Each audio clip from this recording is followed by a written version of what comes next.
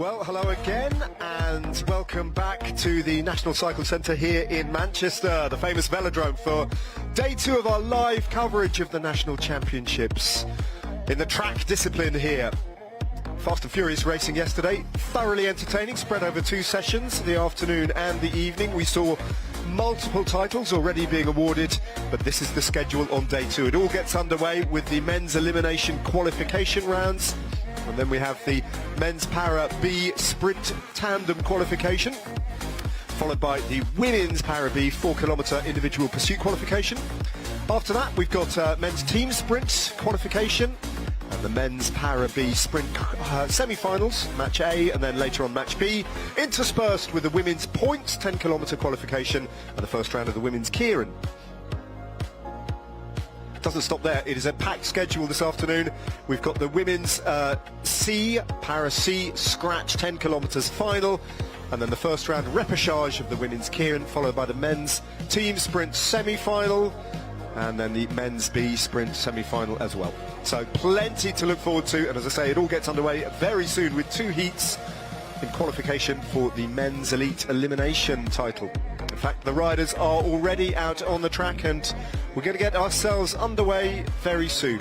And as she was yesterday, I'm really pleased to say that to guide us through this afternoon, indeed this evening's action, and indeed into tomorrow, is my colleague in the commentary booth, Alice Wood, formerly known as Alice Barnes, the former British world champion on the road, casting our eye over the track. It was entertaining stuff yesterday, wasn't it, Alice? Very entertaining stuff across multiple different races of different categories, so much of the same again today, starting with a scratch race for the elimination qualifier. Yeah, it's worth saying we've got 2 heats of qualification in the elimination race, but it's worth stressing that they're not in themselves elimination races, are they? Effectively, we've got 2 scratch races in which the last 5 riders over the line are eliminated, or at least don't progress through to the next round. So although we call this an elimination qualifier, which is basically, it's a scratch race, isn't it, over 7.5 kilometres? Yeah, it's an interesting one. We were just discussing it, of why it isn't an elimination race. I think it could be, of course, but with 5 riders not making it through, it then becomes a question of, do you just stop the race after 5 riders have been eliminated, and kind of what's the difference of carrying on racing it? But yeah, like we say, we've got a scratch race here. Many of these riders would have been in the National Scratch Race Championships yesterday, so well aware of how this works. Some big name riders in this opening heat, including the defending champion James Ambrose Parrish. He's rider number 3 towards the back in a grey kit with a white helmet, just going through your picture there. He's joined by the silver medalist from last year as well, Ryan Oldfield, who's a private member, and Charlie Tanfield, who's already medalled in Manchester this year, hasn't he? He has a very impressive individual pursuit from Charlie Tanfield on Thursday. So 2 days ago, he wasn't in the scratch race yesterday, having a day off, although I did see from his Instagram he was riding in the rain, so probably would have preferred to be on the track in the scratch race. Just slotting in there in the black kit with a white helmet at the back of that little group at the front is Matt Walls. Of course, a hugely successful Palmares for Matt Walls. Down a number of years.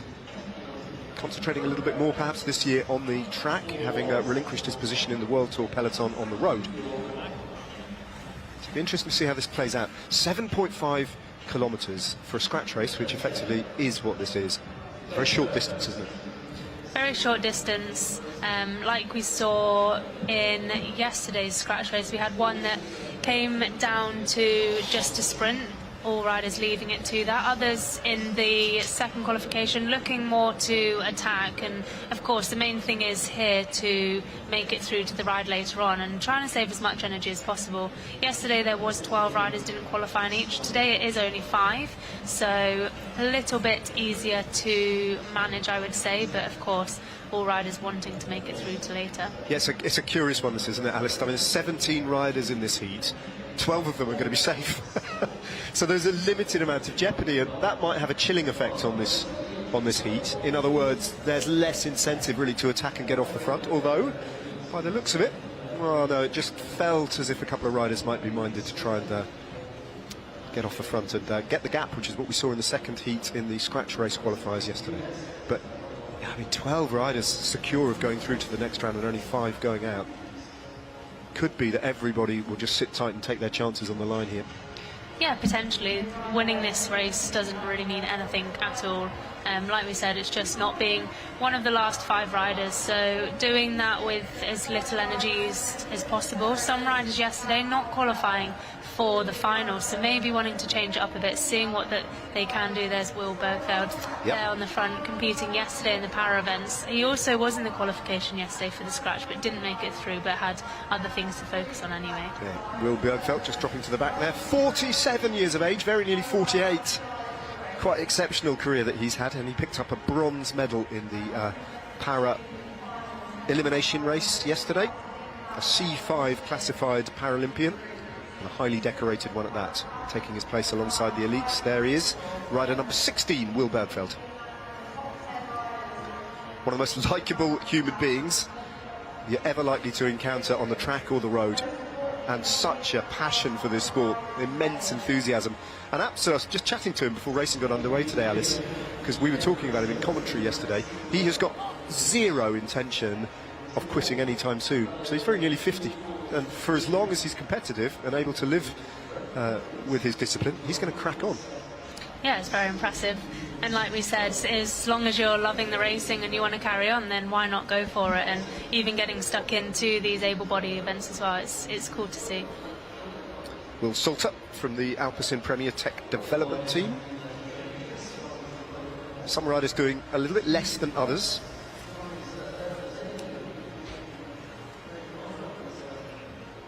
Another very experienced rider, Will Tidball, from the French amateur club Vélo Club Ile-Franche-Beaujolais. Just peels off the front. It's a relatively modest pace as Salter picks it up again on the front. Stretches it out a little, but there are definitely riders in this group that are wanting to do something, it looks like. Pushing on a little bit, seeing if they are getting the gaps, but no one fully committing to any move. As I say that, it looks like there's a little bit more commitment at the front now. Well, is that James Ambrose Parish himself, I'm wondering?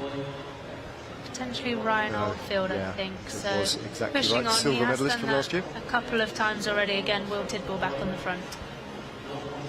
There's an awful lot of grey jerseys in this field at the track nationals, and both last year's silver medalist and gold medalist Oldfield and Ambrose Parish are wearing those grey jerseys. Salter's been very active, and this is a bona fide attack. Salter looks like he's been trying to sniff out a move, or at least find a moment where a group of 3 or 4 might try and go clear. He's looking around to see whether he's got support. 3 riders just with a little bit of a gap, but there's a moment of hesitation and it all shuts down again.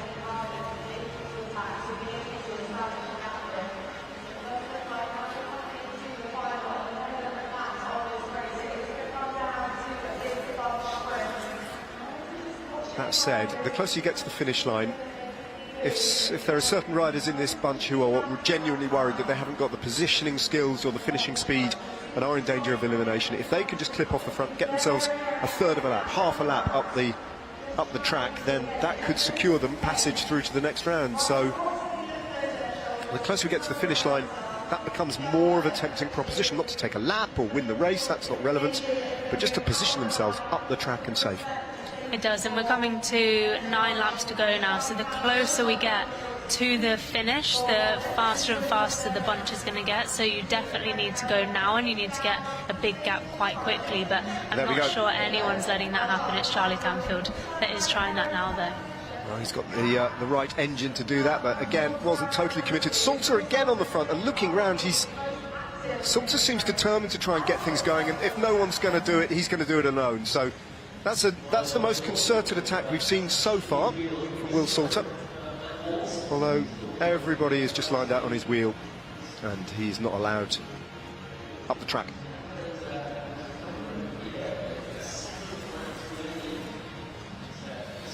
Seven laps to go now, and this is the point where we're going to start to see the positioning take place. Riders looking for the wheels that they want to follow, the riders that they know are going to have the more speed and going to start to line it out sooner. It's really important to not get boxed in at this point and to be out of position to to have to make the long way round when it really does start to kick off. But we can see another attack here from Ryan Oldfield. Yeah, Oldfield taking one rider with him, but again just moves up the track and that attack doesn't develop. 5 laps to go, and in effect, Alice, having said it's not an elimination race, it's almost like it's run off like a scratch race. It kind of is, on the other hand, isn't it now? Because in 5 laps time the back 5 riders are simply going to be eliminated, so it has actually turned into an elimination race. In fact, the action pretty much is going to be at the back. Very close crash there from one of the riders, unclipping unfortunately, so that's a bit of a nightmare for him at this stage of the race. He needs to try and clip in, but it's an impossible thing to do on a track bike. His left leg is trailing, and that is the end of his race. Just to get a little picture of who that is, rider number 29, it's Fraser Caulfield, who is effectively out already. So that leaves 4 in this bunch who are still vulnerable to elimination. And there are 2 laps to go, so next time they come round they'll hear the bell, and you can see the pace really being lifted now by Charlie Tanfield and Will Salter on the front. Last year's champion is buried in the middle of the pack, Ambrose Parish, but the action is all at the back, and Will Bergfeldt is the back marker at the moment, just trying to get in contact. There are 3 or 4 riders scrabbling to try and get free. Will Bergfeldt's got past 1 rider, he's got the inside line there, Will Bergfeldt, but 4 are going to get eliminated, Bergfeldt being one of them, and the last rider over the line there, I think, was Albie Jones from Cam's Jacko, a junior rider. You could see he was spinning out his gear there. A young rider, still looking for experience here, and I think number 25, James Canham, and Tom Adby may have been the other 2 riders that didn't make it through there.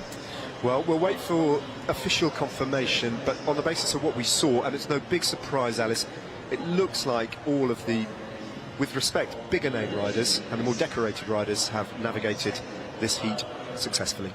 Definitely, and it was a very close race there on the line, just like an elimination race, like we said, with the riders at the back being caught out at the bottom of the track as well, being something that is very difficult and can happen a lot in an elimination race. So having watched the way that heat was actually raced off, scrap what we said at the beginning, it basically is an elimination race. It's just run to slightly different rules. Exactly, yeah. And like we saw, again, like yesterday's first scratch race qualifier, all staying together, no one really getting any distance at all there throughout the whole race, and coming down to that sprint on the line. Charlie Tanfield looking very strong there, lining it out. Little wave to the crowd from James Ambrose Parish, the defending elimination race champion, the British champion from 2025. Never really in bother, and nor was the silver medalist there, Ryan Oldfield, alongside him. Toby Toms as well from Team Oaten in the black and blue kit, safely through.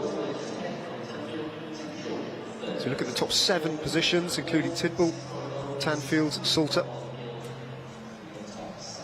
Ryan Oldfield,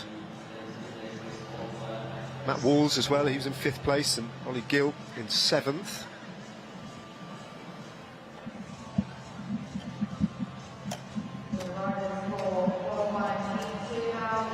As the riders for Heat 2 make their way to the track, that's Will Roberts, 2nd place for him, and a silver medal in the scratch race. Took a lap in the company of Matt Bostock, but was slightly outfoxed and outridden by Bostock in the bunch as the race came towards the finishing line, and had to settle for a silver medal, which I'm sure he'd be pretty pleased with, the Welsh rider. And there is the winner of the scratch race yesterday, the gold medalist Matt Bostock. First time he's actually won the scratch race title, perhaps a little bit surprisingly. And he'd be a strong favourite as well to repeat that success in the elimination race, because not only is he strong, Alice, he's also crafty. He knows how to handle himself in a bunch.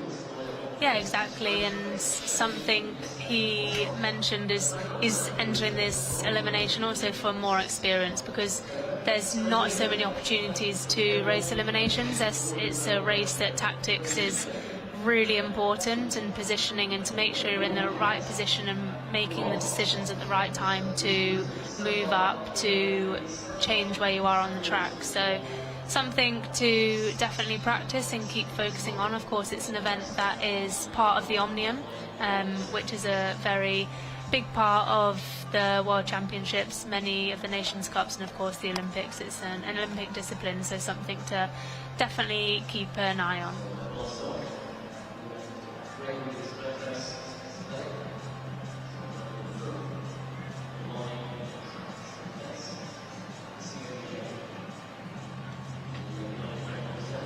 So 16 riders in this heat, one fewer than in heat 1, which means that 11 riders will be safe and 5 as ever will be eliminated. The back markers.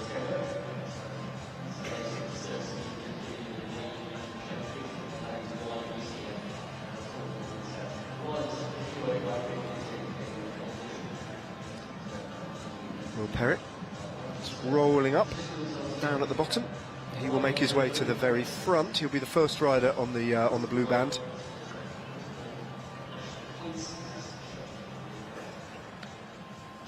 About to embark on this formation lap. And at the top, you can see Matt Bostock rolling off the line in the company of Sam Fisher and last year's bronze medalist from 2025, Frank Longstaff.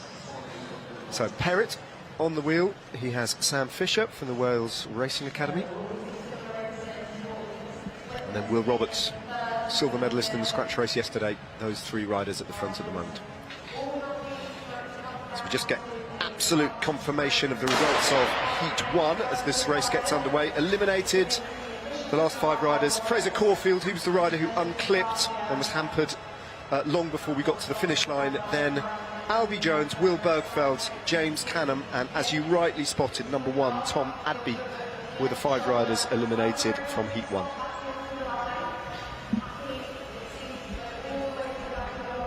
Be interesting to see whether this heat is ridden differently from the first heat. We definitely saw a difference in the tactics between the 2 scratch race heats yesterday over the same distance, 7.5 kilometres, but it's a slightly different event. And in those scratch race heats yesterday, there were twice as many riders facing elimination. There were 12 riders who were going to be eliminated in a slightly bigger bunch as well. Yeah, so definitely, like we said, more controllable in these scratch races today for the elimination. More less entries for the race, so smaller qualification heats, but 5 riders, it's still needing to keep an eye on it. And I think maybe yesterday, like we saw the change in the qualification heats, maybe some of the riders who are concerned at coming down to a sprint maybe don't think they've got that kick, wanting to do something different and using that as kind of a bit of fuel to think, actually, how can I race that differently and avoid that, and maybe look into an attack. You know, you always recognise a cagey bunch, don't you, when you see multiple riders from the middle of the line pulling out and up the track and then dropping to the back when the pace is very controlled. So Matt Bostock hits the front with Fisher on his wheel, then comes Rhys Britton in that black kit with a black helmet. And again, the riders who are more comfortable with it coming down to a sprint, they're happy just to keep this a little bit faster, maybe making their turns half a lap long, keeping the speed up, keeping it lined out so it does stop anyone from being able to attack. And with speed high, we know that is a little bit harder, with Will Perrett now coming to the front, and again Rhys Britton back to the front, so a quick turnaround for him.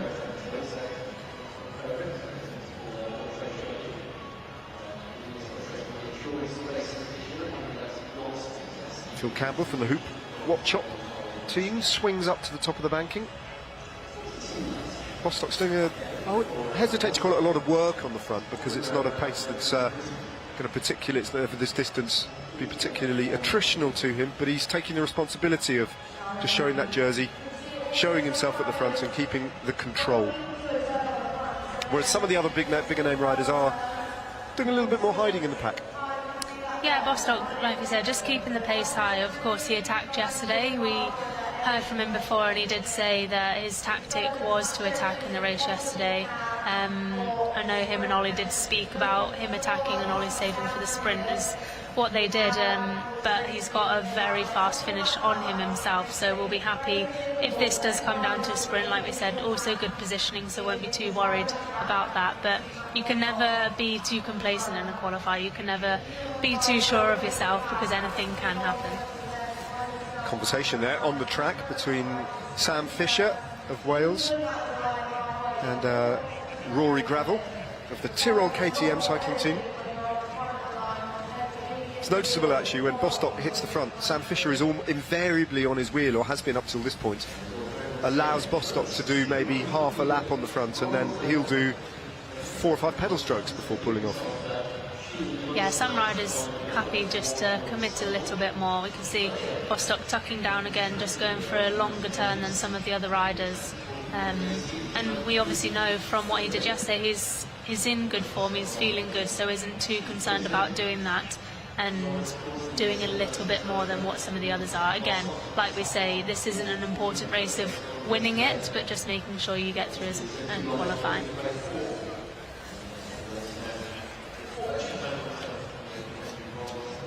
Will Perrett, much shorter turn, and Rhys Britton back on the front with Sam Fisher on his wheel. And Phil Campbell and Will Roberts, silver medalist from the scratch event. 15 laps still to go. Quite a moderate pace this heat, possibly a little bit more moderate than even heat 1, as Bostock gets back onto the front, doesn't stretch it out, but just injects just a little bit more pace into that line. And you see how quickly the riders on his wheel, as soon as he peels off, they just dart straight up the track, 3 or 4 of them.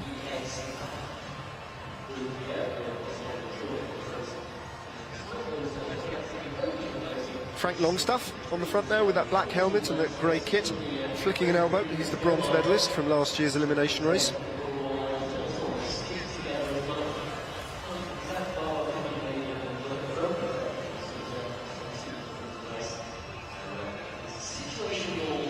Very similar to how we were seeing the previous qualification round ridden. And I think that may be also the fact that we do have only 5 riders not making it through. 12 yesterday not making it through was very different, as we are having an attack now. Well, what was interesting about, sorry Alice, what was interesting about that was that when Bostock got to the front that time, he refused to do any work. He went straight up the track, and that created a little bit of a lull and confusion because people were expecting him to repeat what he's been doing every time, and he refused to do it. And just sensing that slight hesitation in the pack, that was the precise moment that attack from Dan Thompson went off the front. And it's a good move. It is a good move, but now it is Bostock himself doing the chasing. We can see how much he has strung that out, and gaps really starting to open now. Big gaps opening up in this bunch, so we can see how well Bostock's doing. But with 9 laps to go, it's a big effort that he's making at the moment. Well, Thompson could do without being hunted down by Bostock, who now just moves up the track, and whether or not any other riders will continue to work with him, or whether Bostock will get back onto the front, he's continuing. Drops back down onto the racing line, but Dan Thompson still got this advantage of about a third of a lap, building it to half a lap now, but still with 8 long laps to go.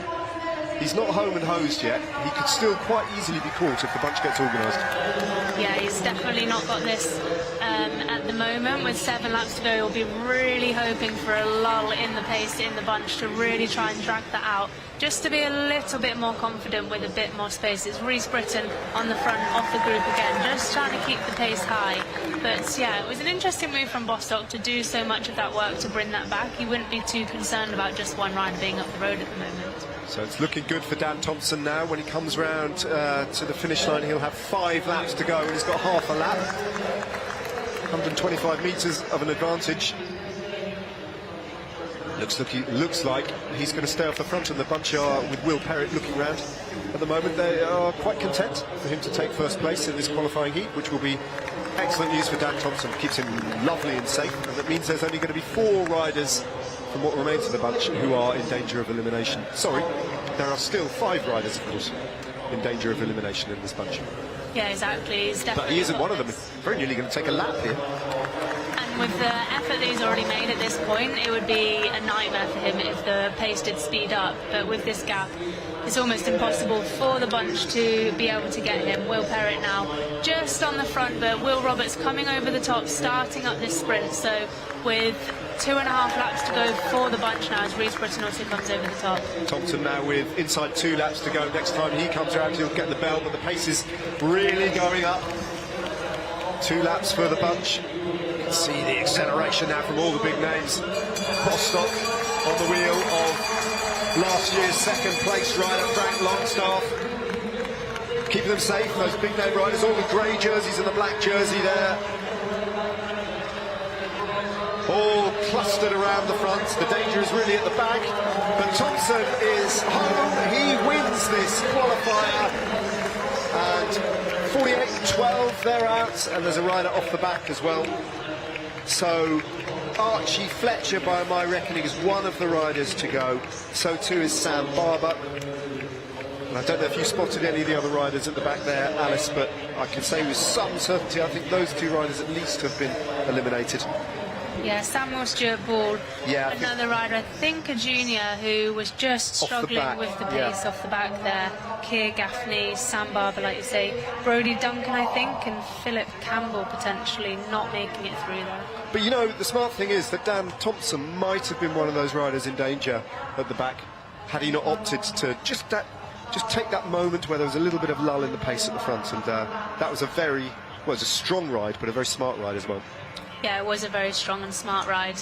And like we say, doing what he felt he needed to do to confirm his place in the elimination final. And there's a big break now for these riders. The final not coming until very close to the end of the evening session this evening, so a lot of recovery for them.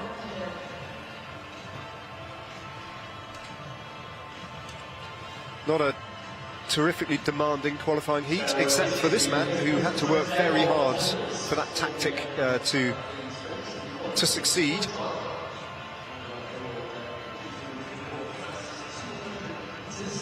So confirmation of Keir Gaffney's elimination as well, and Samuel Stewart Ball. I think we got the other names right. There's the winner of qualifying heat 2 for the elimination race in the men's elite category. Dan Thompson, representing Harrogate, the Harrogate Nova race team. Right then, we will have 4 tandems up on the track fairly soon. Once the riders from that qualifying heat have made their way back to the track centre, we'll switch our attention to the men's Para B qualifying in the sprint discipline. Flying 200-metre laps. Raced off to exactly the same rules as the able-bodied sprint qualifying. But a visually impaired athlete working in tandem and on a tandem with a pilot rider.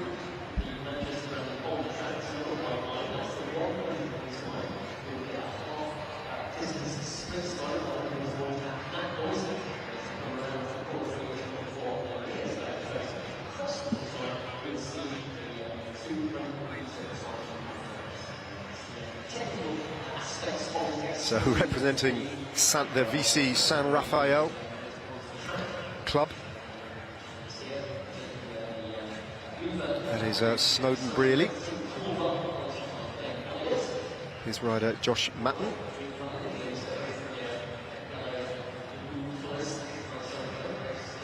Oh, forgive me, that's got that wrong. That's Tim Caldwell making his way to his tandem now, and his pilot is Benedict Elliott. We saw them in action yesterday. And that is the pairing of Josh Matten with his pilot, Snowden Brearley.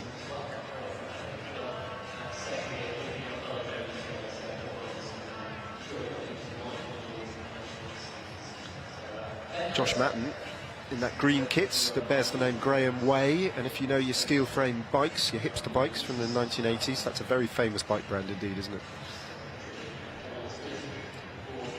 Can't tell you too much. Alice is looking blankly at me. if you hang around in central London and happen to see any sort of gnarled, ponytailed, earring-wearing cycle couriers, chances are they're probably riding a beautifully restored Graham Way bike. It's that kind of bike. You get the idea? Yeah.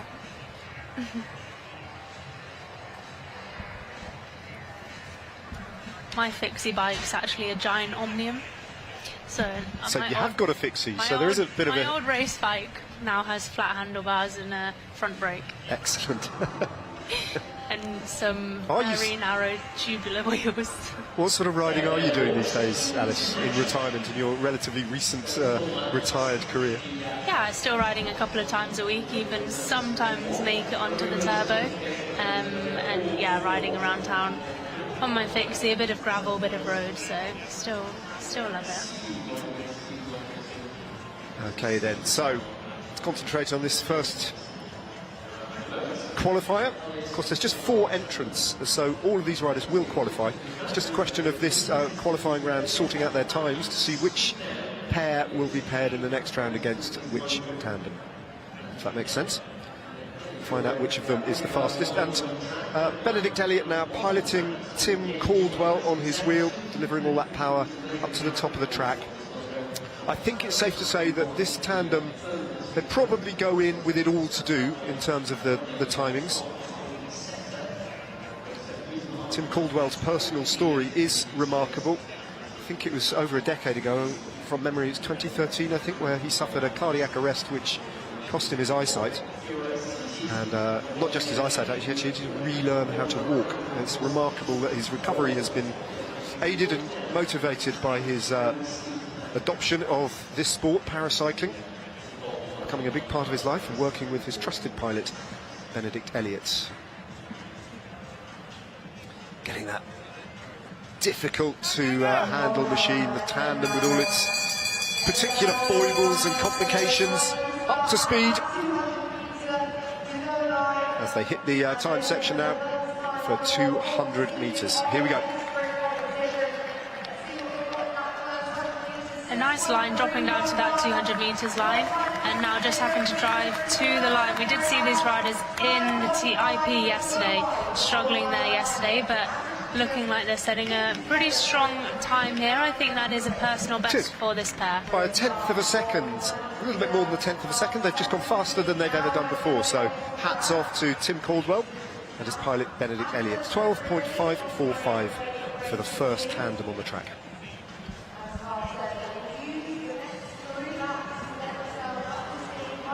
Next up it's Josh Matten and his pilot Snowden Brearley.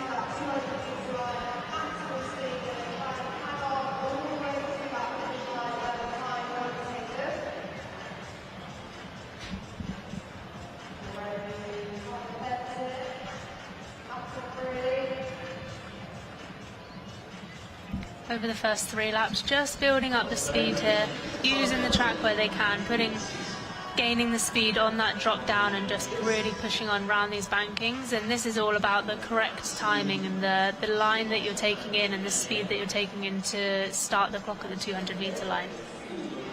Of course, this is a qualifying timed 200 metres. The next round will be match sprinting effectively on the track.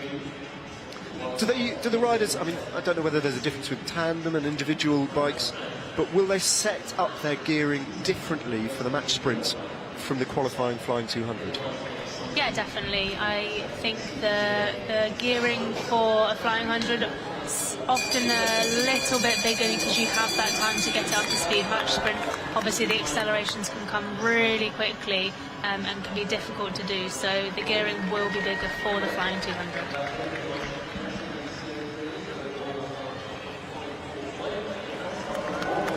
So, coming towards the line, they've gone faster, but not by a great deal than the first pairing, Caldwell and Elliott. Their time is 12.443, so almost exactly a tenth of a second faster than Tim Caldwell and Benedict Elliott. And like we say, this is just at the moment seeding these riders for the match sprints that we have to come. So Of course, when you have more entries, there is the elimination process in the qualifying, which is why we do this, but it's also a seeding process for these riders. So the fastest in the flying 200 will go against the slowest, and then the second and third place for the next sprints.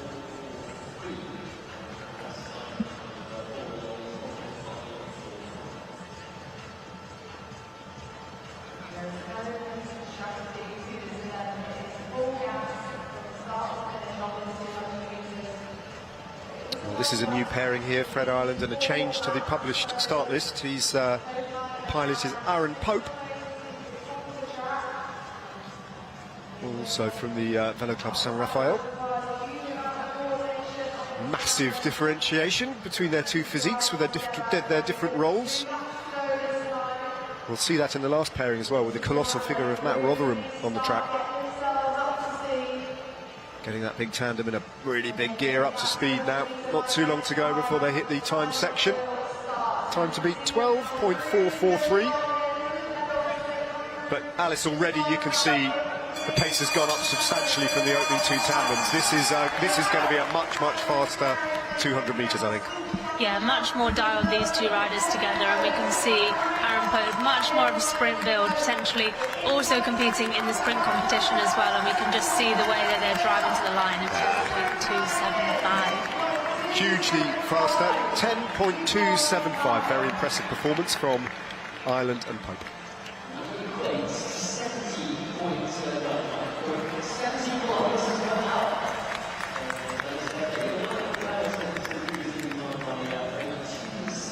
So the final tandem features a lot of Palmares, basically.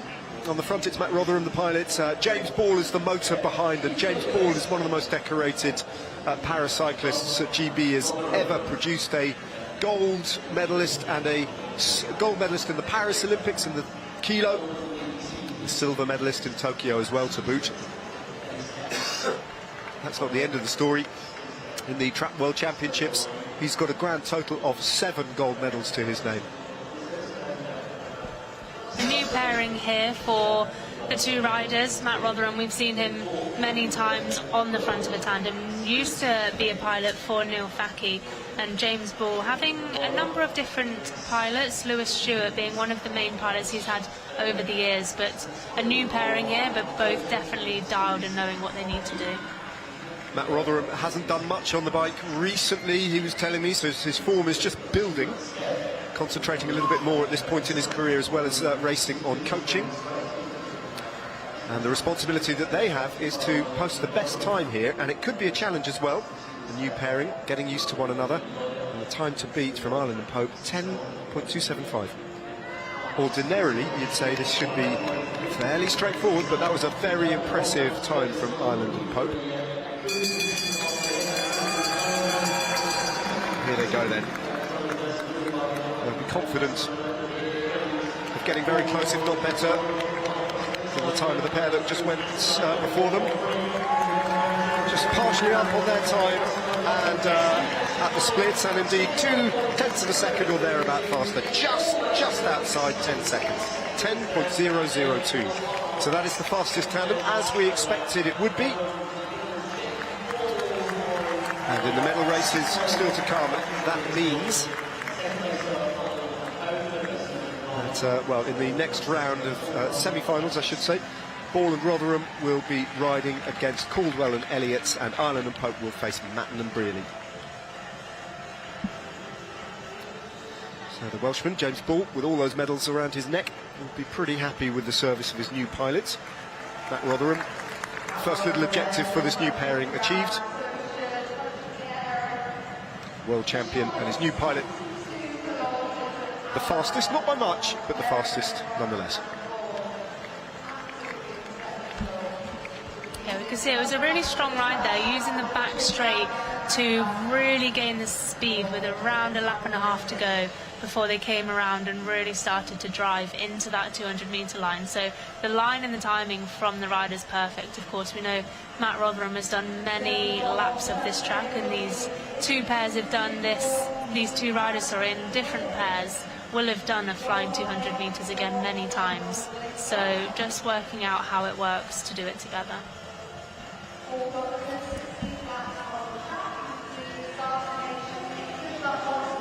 Well, the tandem action is about to continue, but we switch from the men's to the women's. So the women's Para B section of racing, but rather than the sprint, it's the individual pursuit qualifying. We've got 3 heats. The first heat, though, I think just has the one team, and that's Krishna and Haug, who you can see in those blue Beeston jerseys.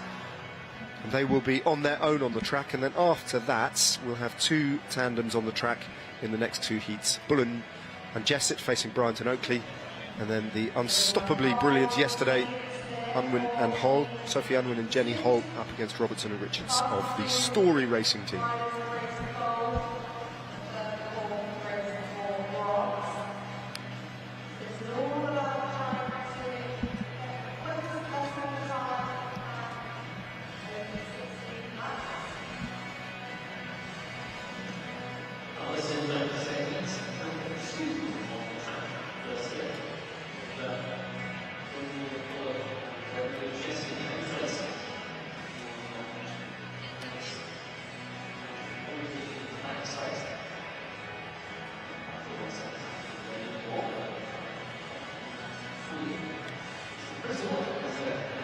A slight change to what we anticipated happening. It looks like Bryant and Oakley are on the track, and they are up against Bullen and Jessett. So Bryant and Oakley, the top of your screen there, and Bullen and Jessett's team number 11 at the bottom. Here we go, on the track together.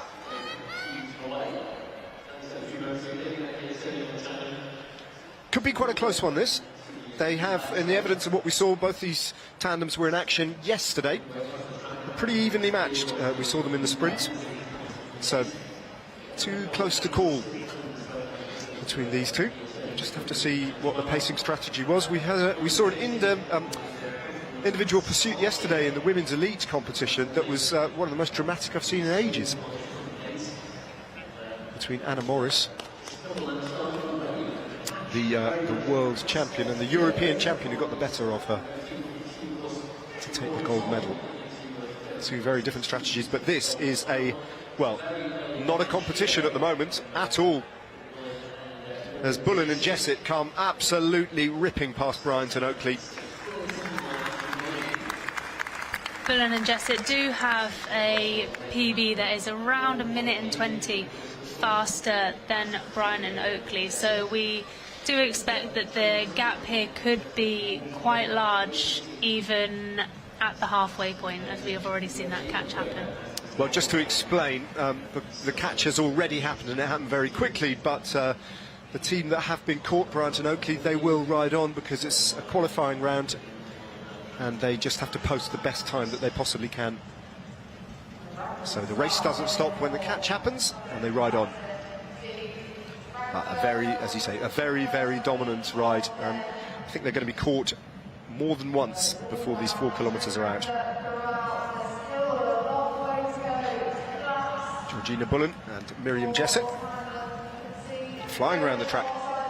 And they do look very well drilled, don't they?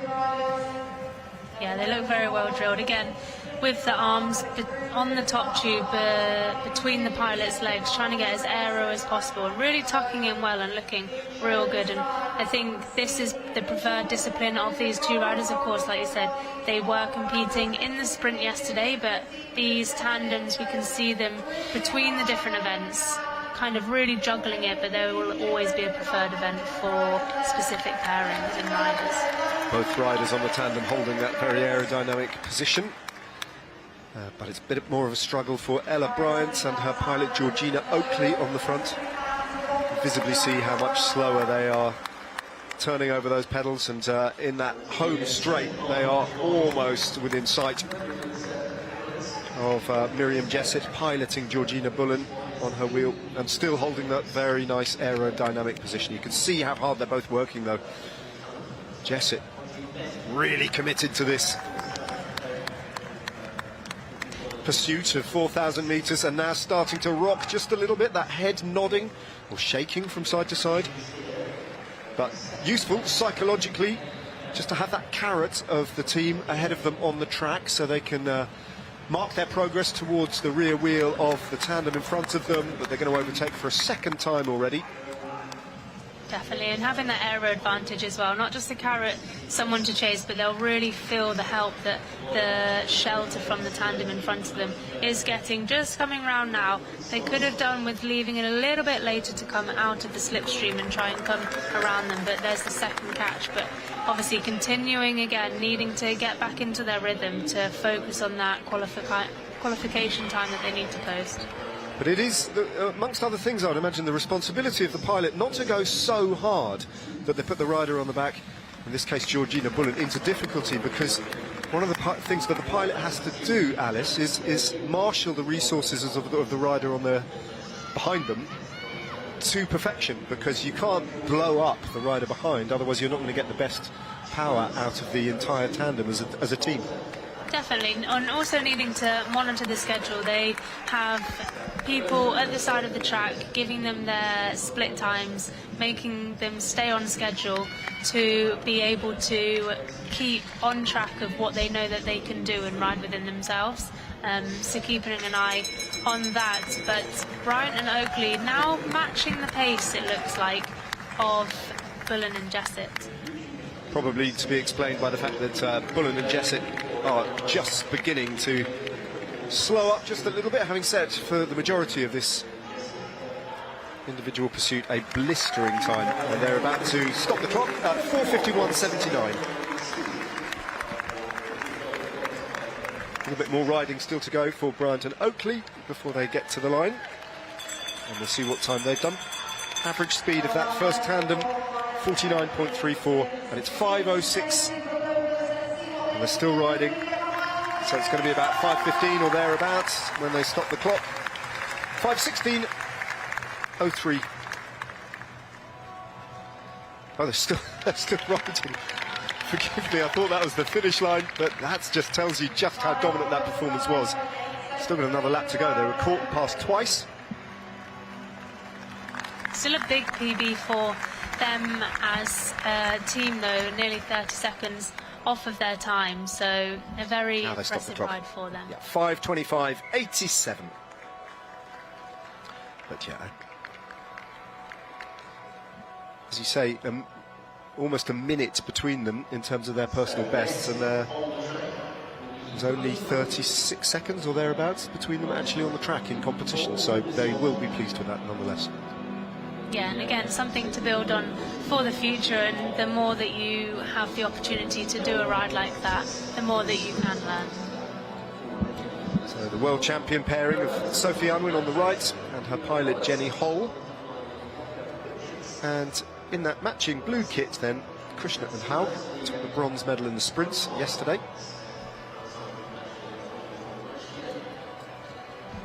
Representing the Beeston Cycling Club. And now we do finally see the famous Story Racing jerseys. Robertson and Richards going for Story Racing. And it looks like they are going to be the tandem alone on the track. And then we're going to see Krishna and Haug and Unwin and Hull. Oh no, the world champions are getting onto the track now. So it's just a slight reverse order from what we'd imagined, what we were anticipating. And you can see this pair both in the World Championship bands, so winning this just back in Rio at the end of last year, an event that they do specialise in. Of course, we saw them also in the sprint competition yesterday, winning that national title, so a team that can do both very well.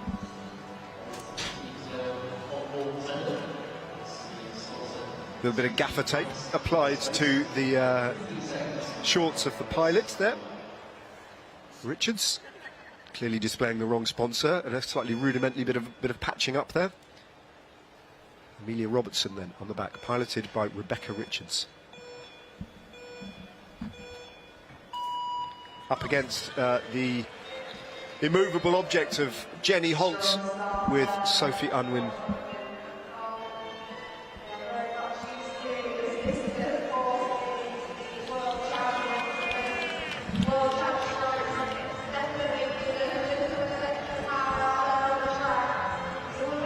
Strong favourites here, Alice. I don't think anyone would deny that, and already they've got a big lead.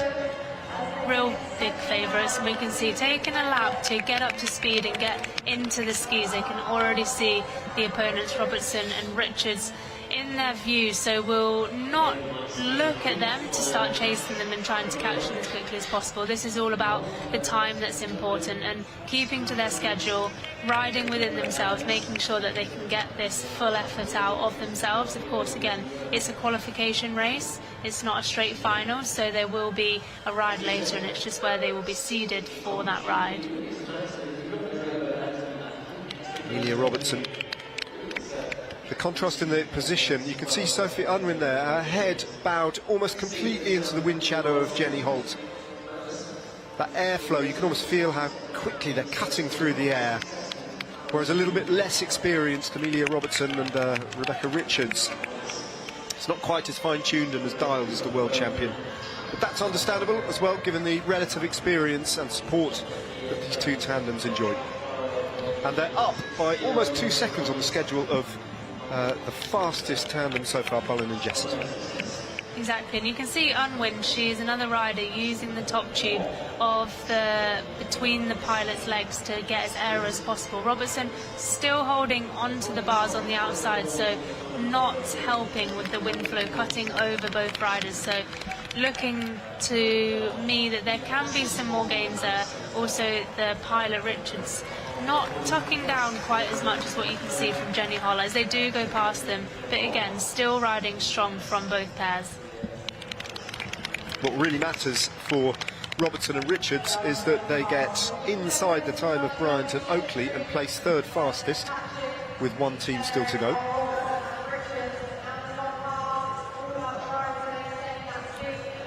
The two fastest teams from this will go into the gold and silver medal ride out, so even though they may not win the heat, like we even saw yesterday with some of the women's individual pursuits, you may even be caught, you may not win your heat, but you can still make your way into one of the medal ride-offs. So very important to keep focused on your own effort, not worry too much about being caught. Like we've said, Unwin and Holl so strong in this discipline and can really get the most out of themselves, that they need to kind of block that out and just focus on their own effort and try and make their way into that medal ride-off later. Sophie Unwin is screaming in pain at the back of that tandem now, a real picture of effort and suffering. But yeah, the main objective, as we say, for Robertson and Richards is to get inside that 5:25.87, because Krishna and Hogg would be expected to go, I think, possibly faster than... they'll probably be the third fastest team on the track in all likelihood. So one of these teams is going to be eliminated at this stage, and it's Robertson and Richards who really be hoping it's not going to be them, and they'll be very much focused on the time of Bryant and Oakley from the previous heat, who posted 5:25.87. As for Unwin and Holl, it's just a question of holding on to this pace and making sure that they finish and they defend that 12-second lead that they've got on the track over the best time of Bullen and Jessett and post that best time, while being conscious of not doing too much, because they're definitely going to qualify, they're definitely going to be one of the fastest, and they're almost certainly going to be the fastest, so they need to just measure this effort and not go too deep.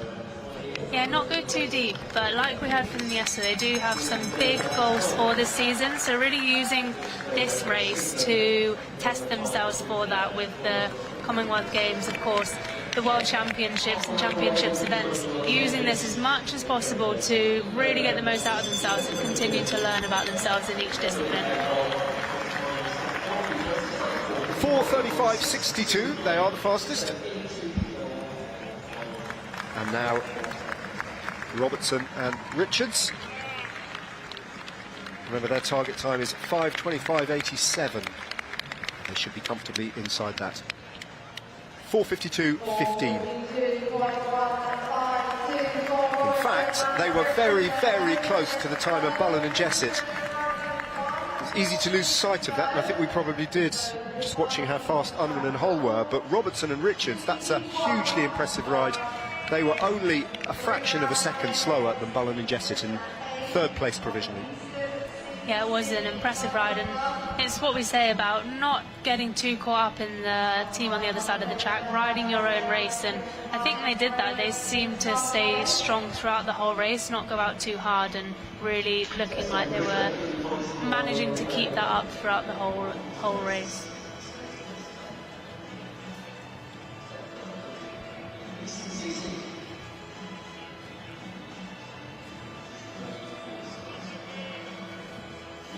So once again, Unwin and Hull showing their domination on the tandem, the national championships here in Manchester, the women's Para B disciplines. I was going to say comfortably qualifying as the fastest, but there wasn't much that was comfortable about that. They really pushed themselves, and I think you're absolutely right, Alice. Nothing replicates, does it, a race setting, especially when there's a title at stake, for a good hit out in terms of training and pushing those parameters, pushing those barriers a little bit, and understanding where the limits lie and where the improvements can be made. Yeah, and in not many training sessions would you actually do the full distance of a race as an effort, so doing that in a race, like we say, definitely makes a difference.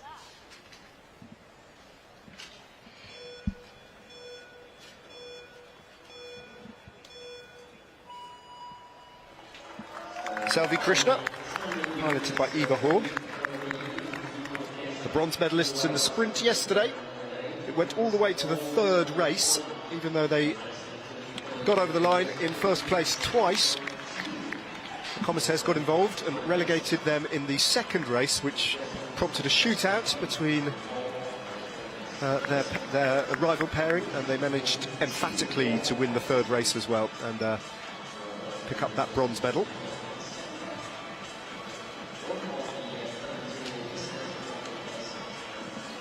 And for them, it's a question of seeing how close they can get to those very closely aligned teams of Bullen and Jessett and Robertson and Richards. 451.79 for Bullen and Jessett, 452.15 for the pairing we've just seen in the tandem of Robertson and Richards. They do have the draw to go last here, which means they do actually know what times that they need to do to get into each of those medal ride-offs, and they'll obviously know what they are capable of themselves. I believe their PB is 5:28, so they will be looking to beat that, of course, but we'll still need to keep that in mind of what they are able to do in this discipline and try and build on it. And like I say, they have the luxury of going last in this, so they know the times that have been done before. Often you wouldn't ride to those times, you would keep focused on your own schedule, but they will be able to look at that in the back of their minds. Well, what they massively need to avoid is being the slowest of the four qualifiers, because if that's the case, they face Sophie Unwin and Jenny Hull in the next rounds, and realistically, well, if they were the slowest, they'd be up against Hull and Unwin. I think for this one, because it's only the 2 rounds, it will just be the third and fourth go straight to the bronze. Right. Okay. So if they do qualify third or fourth, that is what they'll look at. So they just need to try and not finish last in this qualifying to make sure that they can give themselves a chance for another ride. Thank you for that amply cogent explanation of what can be quite a complicated situation, as I found out, working out the various different qualifying parameters in all these different disciplines and matches. Bronze medalists in this discipline last year, it was Unwin and Hull, who not only are the world champions, they're also the defending national champions in this discipline. Selvi Krishna and Eva Haug picked up the bronze medal last year. Can they go one better this year? I think probably any chance of taking gold might be a bit of a stretch. But on their day, as they proved yesterday, maybe they can get close to threatening for a silver medal. First things first though, qualify if they can, qualify in second or third place. But they're 33 seconds down already on the pace of Unwin and Hull, which does put them in danger of qualifying in fourth place at the moment. Yeah, like we say, 5:28 is their personal best. So Bryant and Oakley are currently in 4th place. They did a 5:25, so they will need to go faster than their personal best to be able to be in with a chance of being in that bronze medal ride-off later today, and trying to fight for a medal. Well, just to remain in the competition, they're going to have to go faster as a tandem than they've ever gone before, over 4 kilometres.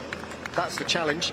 When you put it like that, the scale of it is pretty awe-inspiring. Their target time of 5:25.87 of Bryant and Oakley is, as you rightly point out, faster than their personal best. And they are losing time fast now, 45 seconds down on the pace of Unwin and Hull.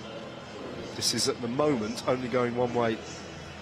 It is, and it does say at the moment they are ranked 5th, so that would put them at being eliminated from this ride, which means actually if this does stay the same, we could have Unwin and Hull versus Bullen and Jessett.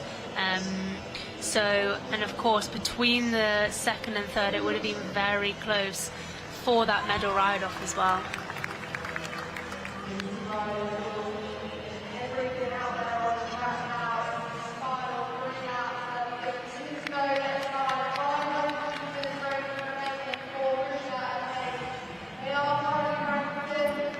About 35 seconds now to stop the clock. You have Haig, she has got her head down, but unfortunately with the aero helmet that she has got, she just needs to tilt her head a bit more. The tail of that helmet, of course, which is designed to be tucked in the back, is actually pointing in the air, so pretty difficult to be wearing that helmet, needing to tuck down a little bit more to have any advantage from wearing a helmet like that. Yeah, they're going to be eliminated at this point. They've got a full lap remaining, this pair, and already they're outside the time set by Bryant and Oakley, who will go through to the next round. But unfortunately for Krishna and Haug, after their bronze medal endeavours in the sprint, this was a 4-kilometre effort too far. So last year's third-placed tandem, the bronze medalist from 2025, eliminated, perhaps surprisingly, and won't be taking any further part.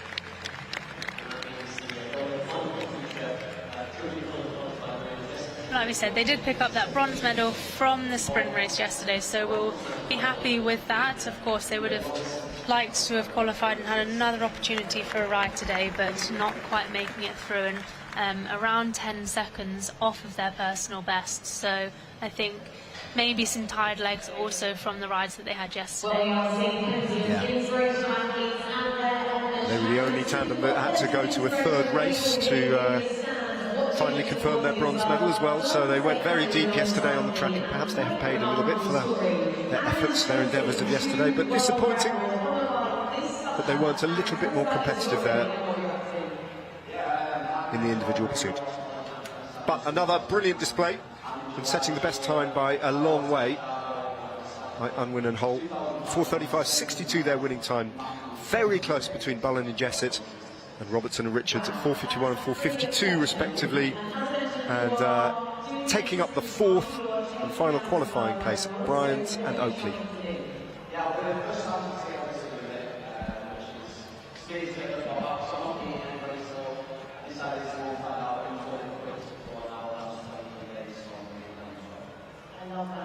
Right, there's a slight pause in the action, but when we return in just a couple of minutes, it's going to be the men's team sprint qualifying. We've got a grand total of 13 teams who are going to be duking it out to progress, and the fastest 8 teams will qualify for the first round.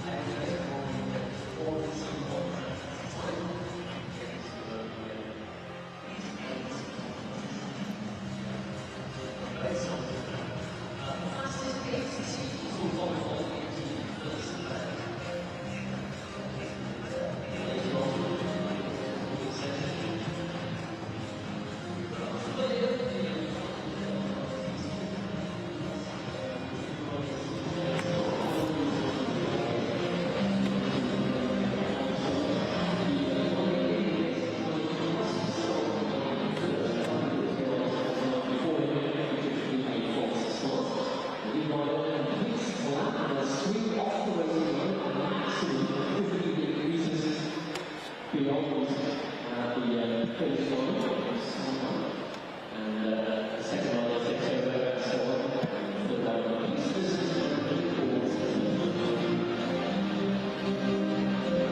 the qualifying for the men's team sprints rapidly upon us. The first two teams up on the track will be BRO Brooks Cycling and ESV Manchester, local to here obviously.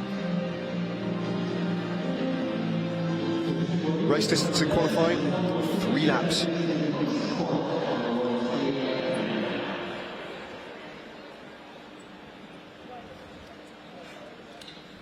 In the gate, Luis Oliva. His last race was the 2018 Commonwealth Games, so looking for his first lap for a very long time in the team sprint here.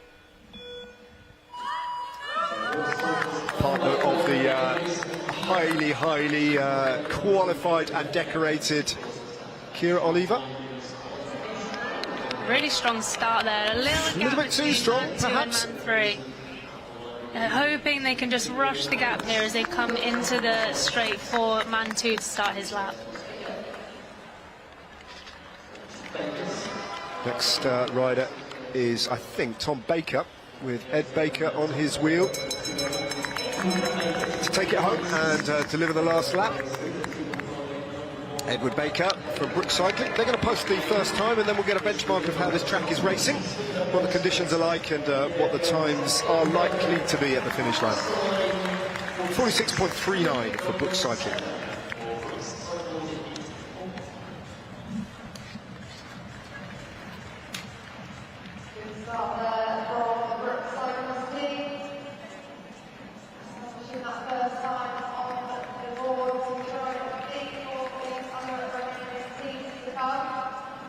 So just to reiterate the qualification here, the fastest 8 teams will qualify for the first round. There's a total of 13 teams vying for that qualification. In the final team, the first man off for Team Inspired A will be Matt Richardson. And that's something to, that's a mouth-watering prospect, isn't it? Something to look forward to. The very last team, when they get going, the first man off will be the European Sprint Champion and the newly crowned and defending British National Sprint Champion, who is in such sparkling form. What we witnessed yesterday on the track from him was truly exceptional. As getting in the gate, it's Luke McCormick for the ESV Manchester team, who will be the first man off for them.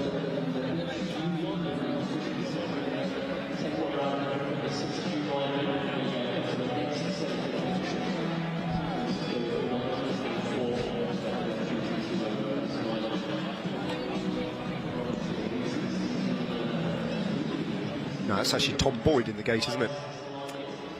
And up on the track is Luke McCormick. And then Jack Hawley just slots into the middle. He'll be second man.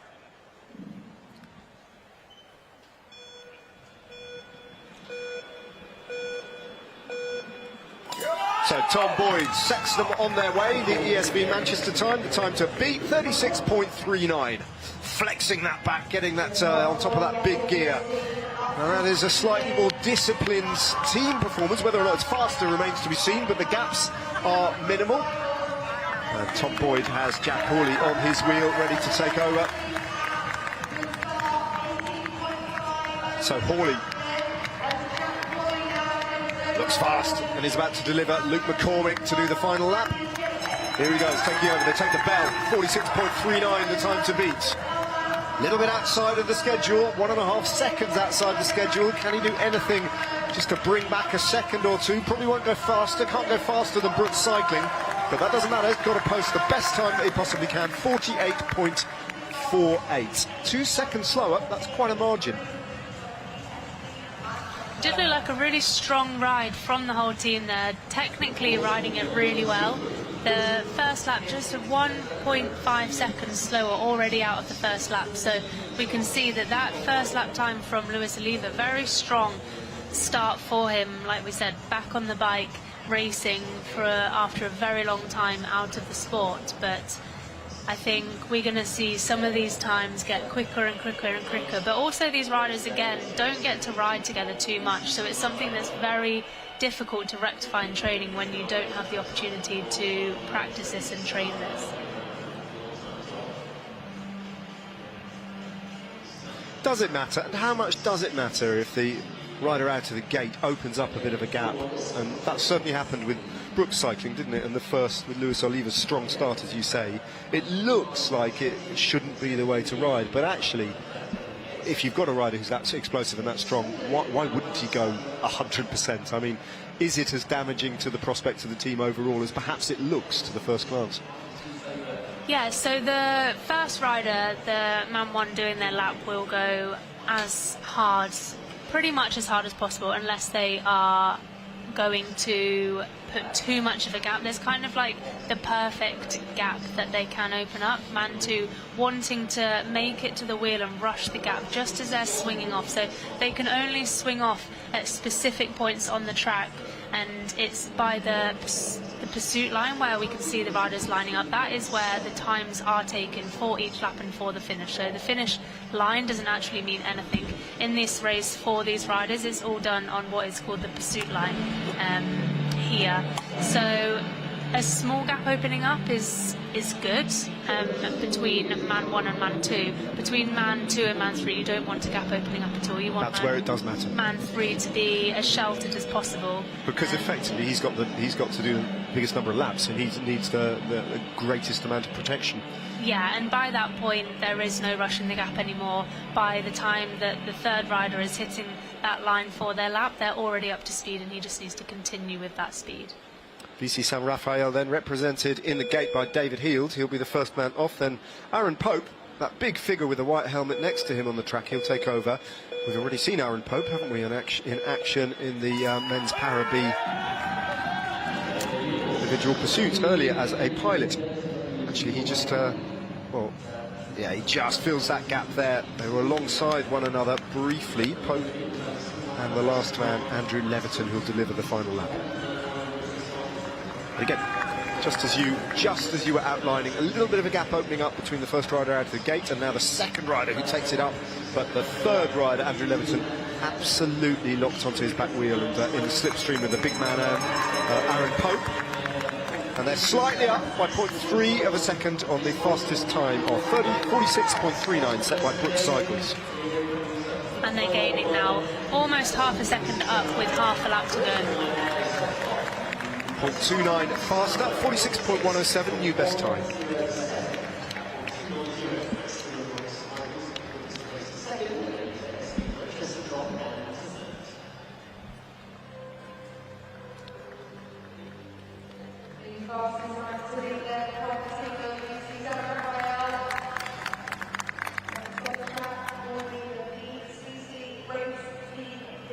Such an explosive sport, this particular discipline,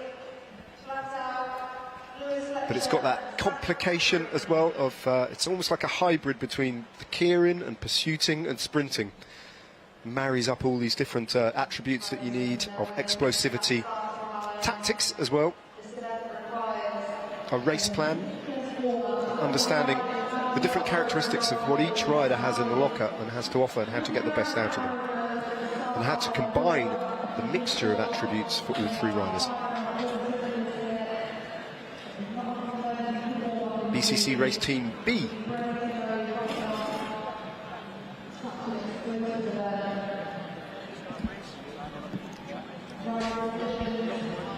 Is next on the track.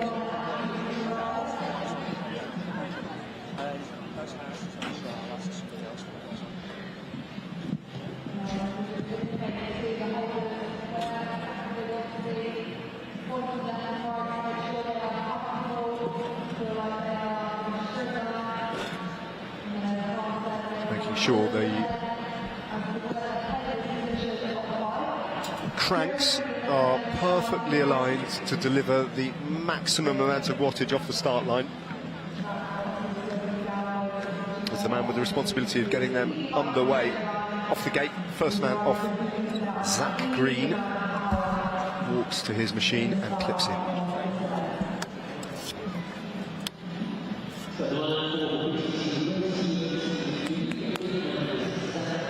His aerodynamic overshoes over his shoes there. Every little Aerodynamic advantage makes a big difference. Tightening the cleats now. Even those wrinkles, the purists would look at those and go, that's going to cost them. Even the boas on the side. Not many track riders riding boas on the side, most preferring to have lace-ups these days as well.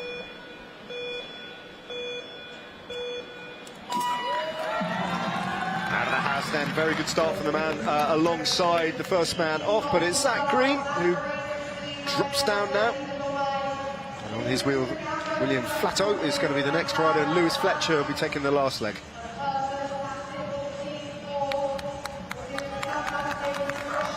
Just a little bit off the pace of San Rafael, who've got the best time posted. Will that change by the time William Flatto releases Lewis Fletcher for the final lap?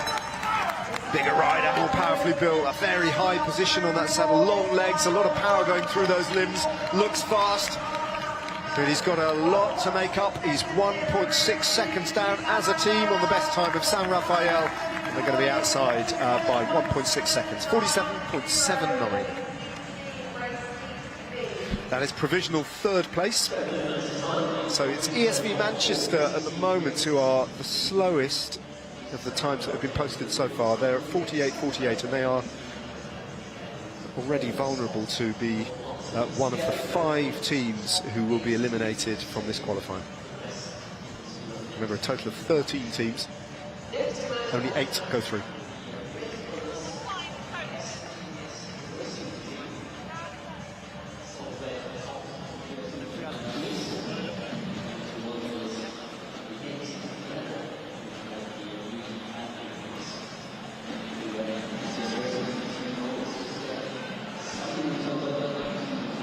So Cess Racing now, that red kit, black shorts. The next team, comprised of Tom Whites, Charlie Watson and Harry Leeson.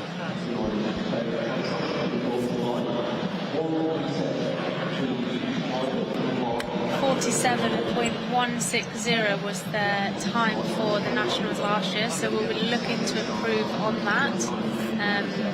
We can see the improvements that they may have made and the changes that may have happened for them in this event 1 year on.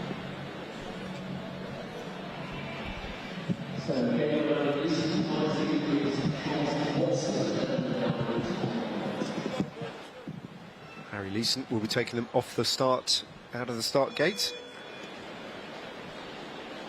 Charles Watson with the silver helmets, the second line.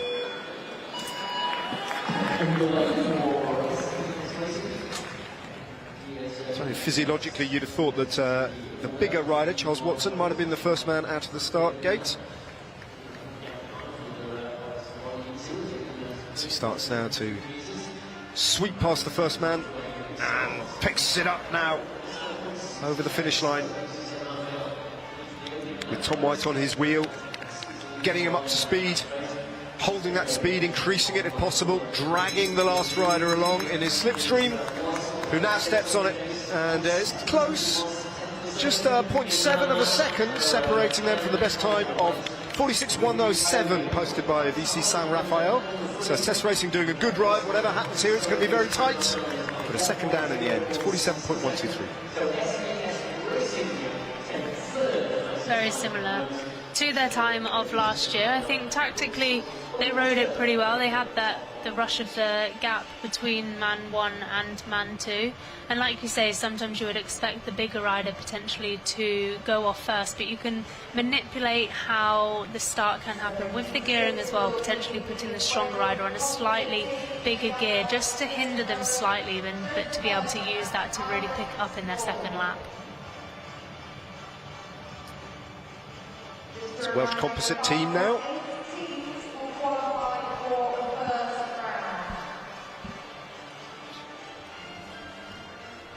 What we have learned, I think, from watching San Rafael is that their last man, Andrew Leverton, did a real flyer of a lap, because we've seen now a succession of teams pretty close at the on the bell, but actually find themselves over a second down at the finish line, which implies to me that Andrew Leviton did a very, very fast lap indeed.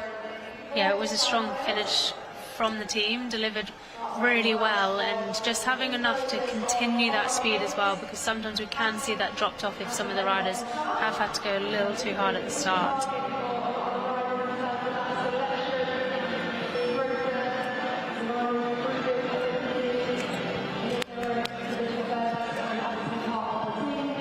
So this team comprises Isaac Small, Joe Collett and Dylan Bowen.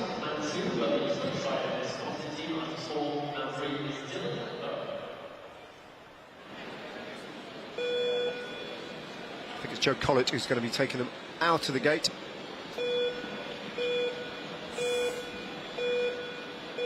The Glasgow track racing rider is going to be the second rider off. Collett really committed to the start there, and we can actually see quite a big gap opening up between man 2 and man 3, but the commitment at the start there was really impressive out the gate. That is very suboptimal. Isaac Small is doing a great ride here, but it's not a clever ride in the sense that he has exposed the last rider there, Dylan Bowen, far too long with his nose in the wind, and that's really going to hamper him on this last 250 metres. So a strong ride from Isaac Collett, but as a team, surely that was disorganised and it's going to cost them at the finish line. Nonetheless, on the bell, they were only 0.4 of a second down, so if they pull this one off, and they very nearly did, that was a good time, but might have been better there, Alice, had they been a bit more coordinated. Yeah, just not getting the punch out of the gate from Isaac Small that you do need to be able to get straight on the team as quickly as possible to save as much as you can, like we said, for your final lap where you really need to deliver. Third fastest time might be enough to see them safely home and qualified, but if it isn't, they will rue the way that they raced that. We'll just have to see how much talent remains in the next 7 teams. Almost halfway through this qualifying round. Got another BCC race team here. Their A team. We've seen BCC race team B post a time of 47.79. Here's their A team. Noah Woodhouse, Jack Pearson and Christian Larigo, who's a 17-year-old ex-BMXer and a real talent.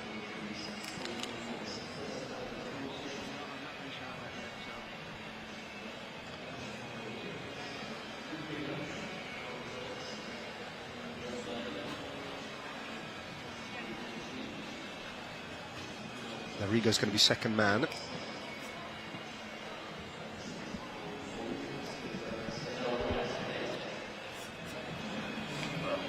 I alluded to it yesterday, but I read a brilliant interview with Christian Larigo on his switch from BMX to the track. And one of the things that almost prevented him from taking the track even remotely seriously was the need to wear skin-tight lycra, which he doesn't like the look of at all.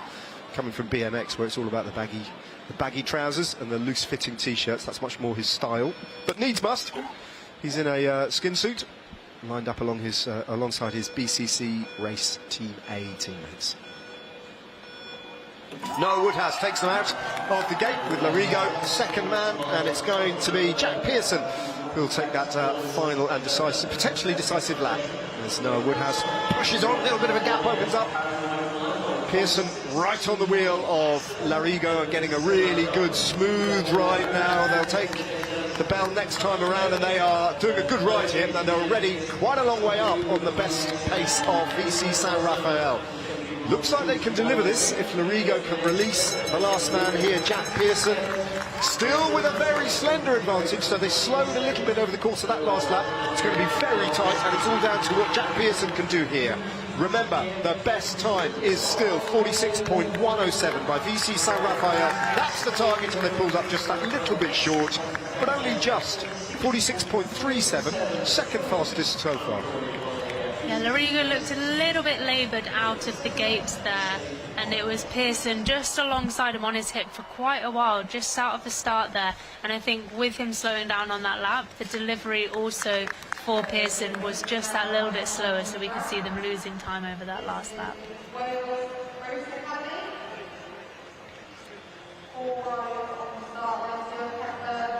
There's a brilliant opening contribution from the man on the gate leg there, Noah Woodhouse, the first man. After that, just lacked a little bit of power. Had that been different, I think they would have been the fastest team. Nonetheless, they're the second fastest, and we've had 7 teams now. So I'm thinking we could almost say with a degree of certainty they'll be safe.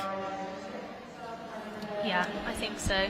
It's we've still got some very quick teams still to come, of course. 3 of the Team Inspired teams at the final, but like we said, 8 teams qualifying for the first round here. It's the Wales Racing Academy next up.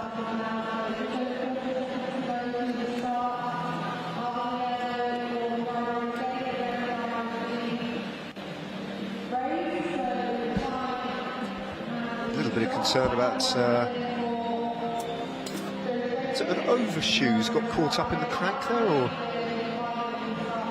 certainly something's bothering Jonah Jenkins, who steps off his machine there. There's a little bit of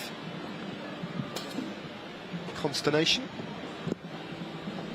Can't see anything visibly wrong there, but what do you imagine is causing them concern there, Alice?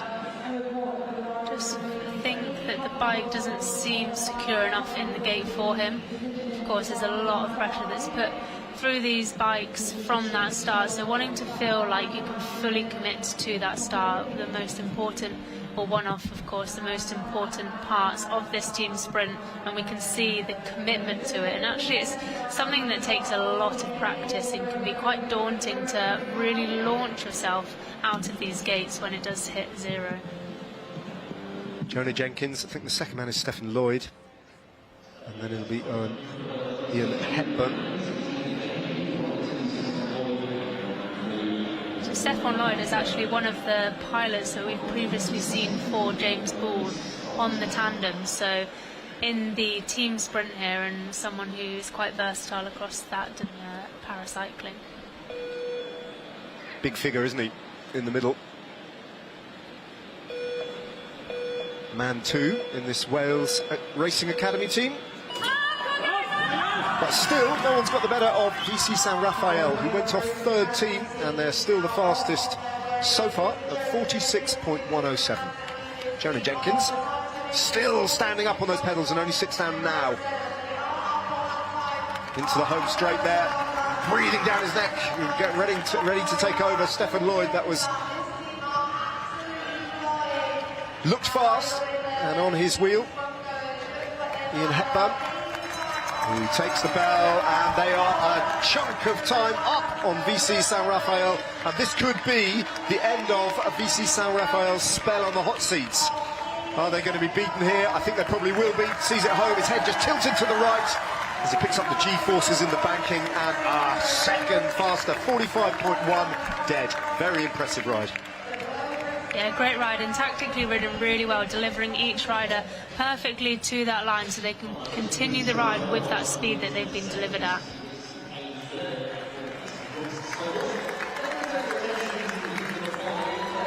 Yeah, that looked smooth, didn't it? It looked coherent, it looked well delivered, they looked well matched and well practiced.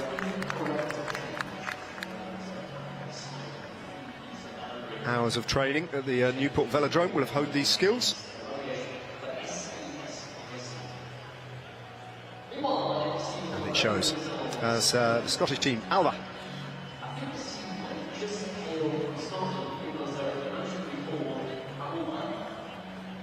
The next.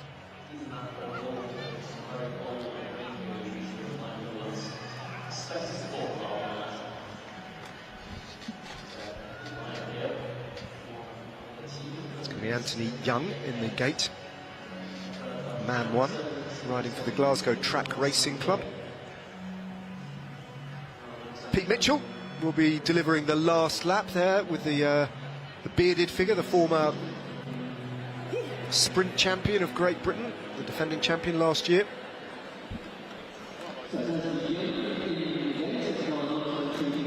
36 years of age. The two Glasgow Track Racing Club colleagues. The other one being Niall Monks, who'll be doing Man 2. Here we go then, Alba. Let's see what they can do. It was an immaculate performance from the Wales Racing Academy last time out. Pete Mitchell's just lost the wheel just a little bit of Niall Monks, Man 2, so that gap is not ideal at the moment, but he's back in the slipstream. Monks takes over, Pete Mitchell right on his wheel, holding that pace. Now Mitchell is fast, and they are just fractionally up on the best time of Wales Racing Academy, so this could really threaten. What can Mitchell do now? Takes the bell. 250 metres to go for Pete Mitchell, and he knows that it is very, very close, and they could be about to set the best time. Still just got a fraction of a second. If he can hold it all the way to the line, this could be mighty close, and he takes the best time, 44.74. Yeah, Pete Mitchell there, picking the pace back up. He was delivered where the pace was dropping off slowly, but able to pick it up, and something that is difficult to do as Man 3, especially with that gap that had opened up at the start. It's not too much of an issue, because he did get back on with around 3/4 of the way into the first lap, and with everyone getting up to speed at that point, he still needs to make that effort. But he obviously had, when Man 2 was on the front, was able to tuck in, and he looked pretty smooth at that point, ready to deliver his lap, Man 3. Well, you're quite right though, he burned a few matches, didn't he, in that opening lap, just for that gap that opened up to the wheel of Niall Monks. But despite that, managed to deliver a brilliant final leg. There's Charlie Holt, local lad.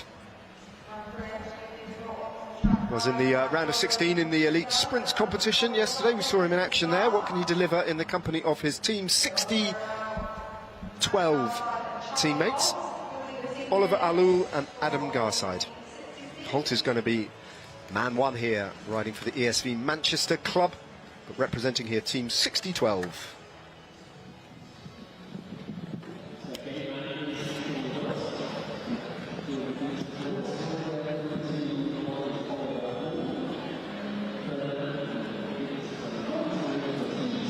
Deep breath, nervy moment, focused on his job.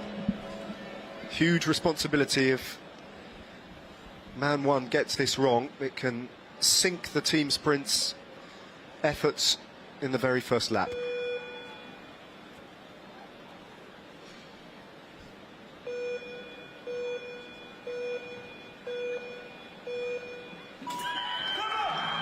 Matt Rotherham roaring encouragement there, just holding the rear wheel of Adam Garside, who's going to be Man 3. That's a smooth looking start from Team 60-12 though, looking good so far. Garside just needs to close a little gap there as Charlie Holt delivers Oliver Alou to do his lap, but they're outside the pace required to a better Team Alba's time, but not by much. This is still recoverable for now. Only 0.2 of a second down. So a real flying lap from Adam Garside here, could still turn things around. But I think he's just losing a little bit there, and in the end it's almost 1/8 of a second slower, but nonetheless that should be a time of 45.53, which should fairly comfortably see them progress. Yeah, rank 3 there for the team. It was a strong start, like I said, just a little bit of a gap opening up to Man 3 there, Garside, but a solid ride from all 3 riders there. Well, if they're ranked 3 at the moment, Alice, which you just told me they are, then they're safely through, aren't they? There's only 3 more teams to come. So if they're beaten by all the remaining 3 teams, they still qualify in 6th place at least.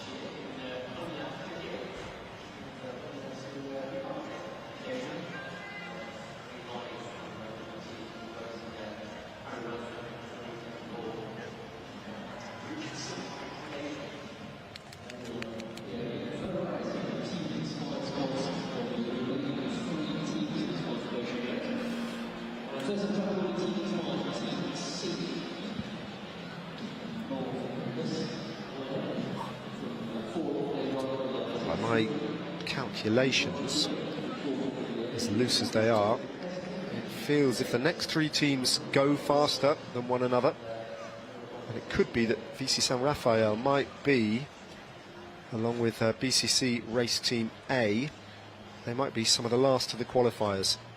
You might see the Wales Composite Team, CES Racing, I think they could be vulnerable. Certainly BCC Race Team B, ESV Manchester and Brooks Cycling, I think they will be worried now as we look at Team Inspired C, and the next three teams are all GB teams. We've got Oliver Pettifer, Archie Gill, who faced one another in the medals for the sprints competition yesterday. Oliver Pettifer getting the bronze medal, and Lyle Craig joining them.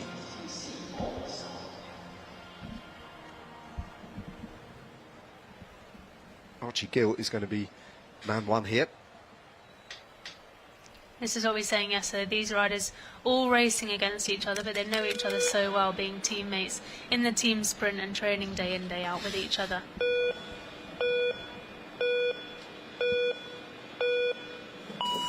Just that advantage of familiarity, the equipment that they use, the preparation, the training, and the ability to hone these skills for hours on the track should be a huge advantage for the GB team-inspired members here, and already they are up on the best time that's been set so far of Team Alba, and you'd expect that as well, already over half a second to the good. As Lyle Craig picks it up, it's going to be Pettifer to deliver the last lap. Delivered now as the bell, and they've got 0.697 of a second of an advantage, and Pettifer, we know, is on great form. He might well extend the advantage, indeed he does, by a little bit of a fraction. Can he see this one out? And Team Inspired C, yep, they're the fastest, 44.056. Faded just a fraction towards the end of that lap, but nonetheless, as a team, doing enough to post the best time. Yeah, a really strong ride from all three riders. You can see again the commitment out of the gate there from Archie Gill, really strong, and all three riders getting into rhythm pretty much straight away. That gap opening between man one and man two, like we said, not an issue for those riders, with being able to get that slingshot and that delivery as he enters his lap.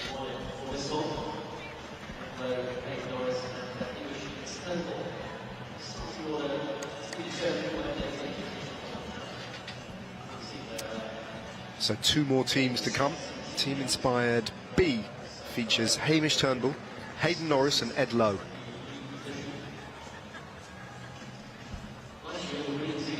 And within this setup, within these three Team Inspired teams, there's going to be a lot of internal rivalry, isn't there, Alice? Points to prove? Yeah, of course, these riders, their aim for any track rider is the Olympics. So LA Olympics, like we said many times yesterday, over 2 years away. But this is where they really start to look at riders, look at their setup, look at who's really improving and what improvements can still be made to that stage, because the gold medals is what the focus is for the Olympics, and this is really that building block now towards those and towards selection for these riders.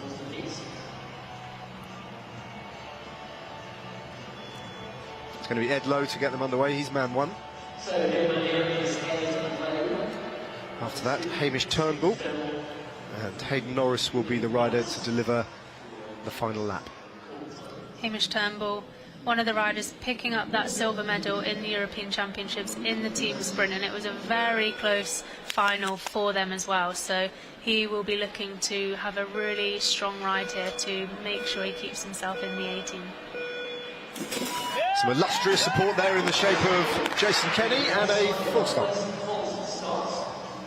Did look like a little someone too eager to get out of the blocks there. So first time we've seen a false start in all of these teams. Yeah. Of course the margins for these teams is so small that everything does matter, wanting to get out the gate as quickly as possible, but of course needing to now reset, and I think it might be man 3 there that could have potentially gone too early. Did look like that. Hayden Norris just jumped the gun there.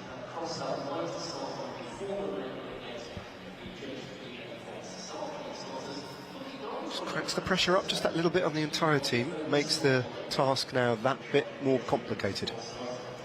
It does make it more complicated, and then sometimes also in the next one you don't want to make that mistake again, so maybe being a little bit hesitant out of the gate, which can also have a bit of a detrimental effect, getting on the pedals as quickly as your teammates and being able to save as much energy as possible and not let those gaps open up like we have seen previously. What they need to understand here, Alice, is this is just a qualifier. I mean, they have got the horsepower and the pedigree comfortably to qualify as one of the best 8 teams from this qualifier. What they can't do now is flirt with disqualification. That would be insanity. So they need to just rein it in a bit and forget about maybe the point scoring and just be a little bit more conservative in their approach.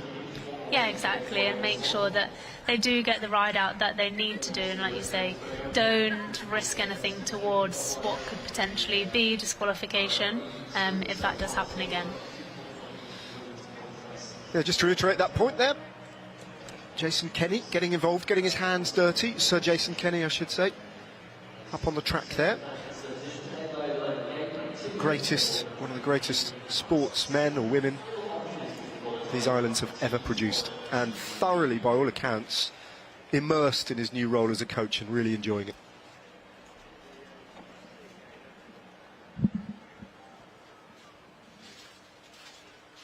So, a little bit of tension now as a hush descends on the track. One full start, the first one of the entire competition. Team Inspired B, the penultimate team to go.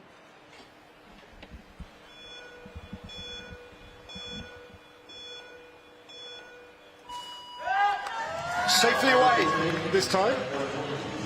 How many fractions of a second will that slightly safer start have costed them in this battle between the Team Inspired outfits? Team Inspired C, 44.05, and already Team Inspired B are up on their British cycling rivals. And they look fast, they look really well drilled, not remotely flustered or set back by that full start. Fully into their stride now as Hamish Turnbull releases Hayden Norris for the final lap. They've got a third of a second's advantage that Hayden Norris needs to hang on to or extend. Just lost a tenth of a second there. This could be tighter than you think. Coming to the line. Ooh, it was tight. 44.04, just a hundredth of a second faster. It was very tight there. You can see Hayden Norris slightly more hesitant off the line there, and that could be something that potentially is slightly concerned about, being able to get on that start. But he was able to do it. It looked smooth. He looked solid all the way to the line. Was slightly losing time. It was well delivered from Ed Lowe, man 1, and Hamish Turnbull, man 2, all looking very solid. So a point was scored between these two rival squads. Team Inspired B did get inside the time of Team Inspired C, but only by a hundredth of a second. So if a point was scored, it was a very small one.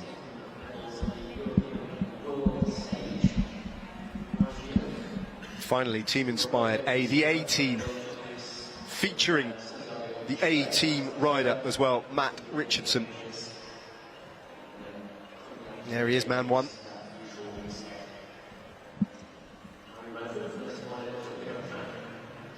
Oh, forgive me, false identification there.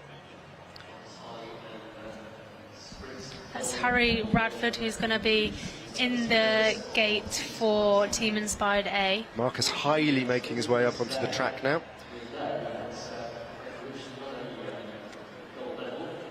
Harry Radford, another one of those riders picking up a silver medal in the European Championships. So getting his way into this team sprint team, riding very strong and being in the gate here. Matt Richardson in man 3.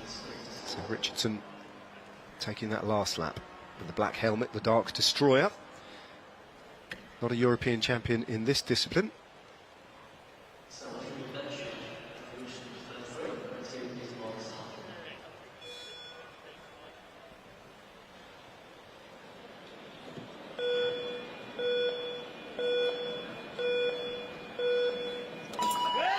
Away first time, a very good start by Matt Richardson at the top, but all of them away in good order.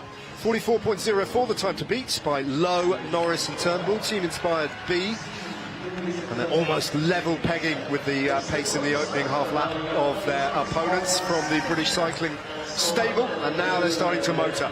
And don't forget, they've got the rocket to deploy, sitting on the wheel of Marcus Hiley, ready to be unleashed.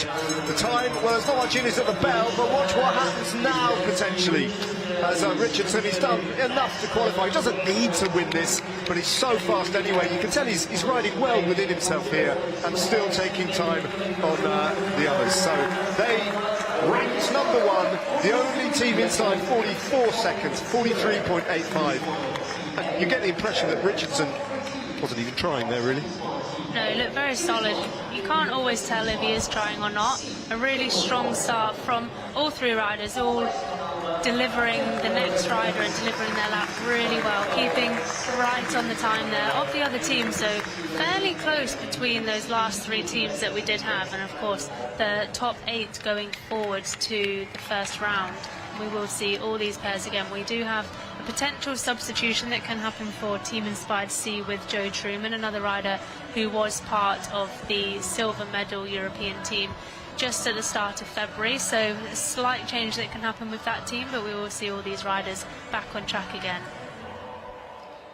And the seeding, if you like, between the three team-inspired outfits went entirely according to expectations. But as you say, the margins were very slight between the three teams. They were very, very evenly matched. Now, by my reckoning, the 5 teams eliminated. We'll wait for confirmation, but I think are Brooks Cycles, ESV Manchester, BCC Race Team B, CES Racing, and Wales Composite. Everyone else goes through, including VC San Rafael and BCC Race Team A, as well as Wales Racing Academy, Alba, Team 60-12, and the 3 teams from Team Inspired.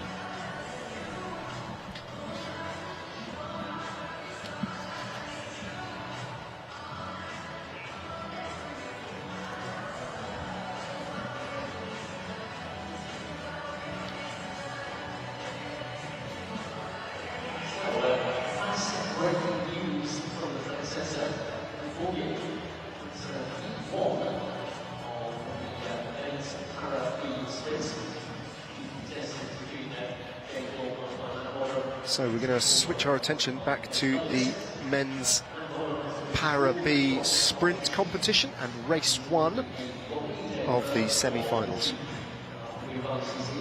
That's next on the agenda.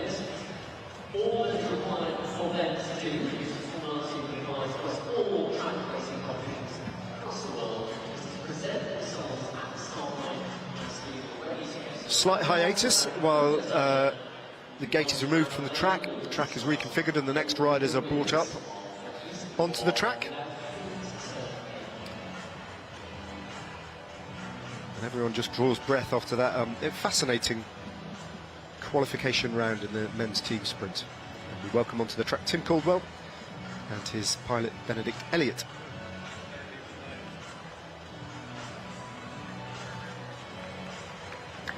So we're getting news that they might have had a bye here and that the opposition has withdrawn.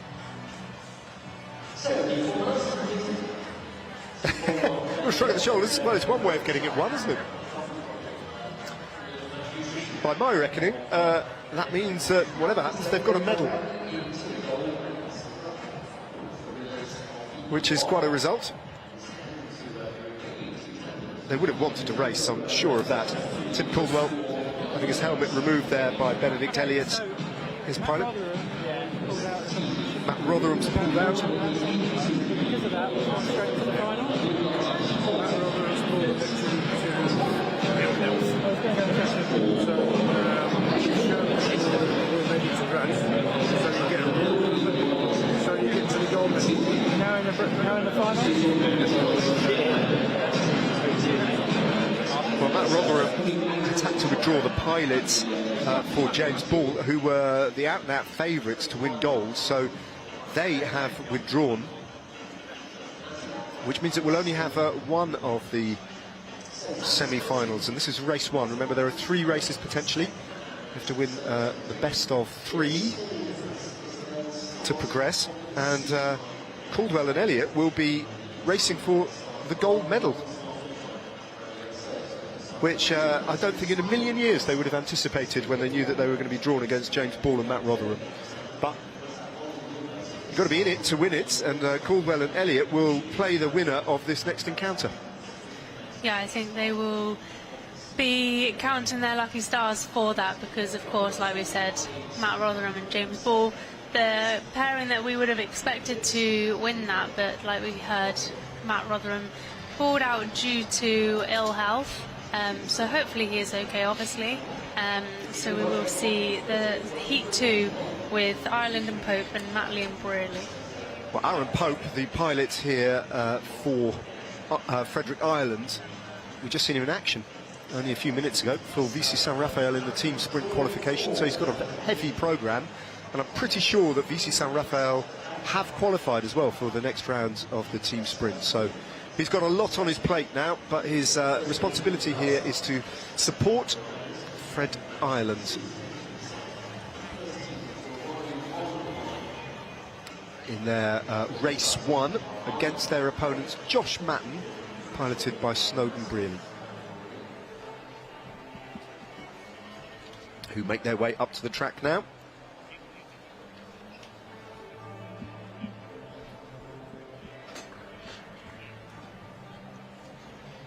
You'd have to say Pope and Ireland probably the favourites here, but it's best of 3 between these two, remember, in the sprint. And they will lead off, Pope and Ireland, and try and keep their opponents, particularly on the tandem, high up on the track, make them go the longer way round, keep them high, and allow them to take the racing line. Aaron Pope very conscious of keeping an eye on that golden jersey that belongs to Snowden Brearley, the pilot for Josh Matten.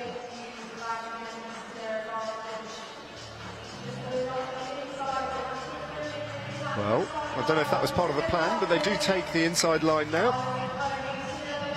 Snowden Brearley has got Josh Matten onto the racing line, and now he's turned tables on Ireland and Pope.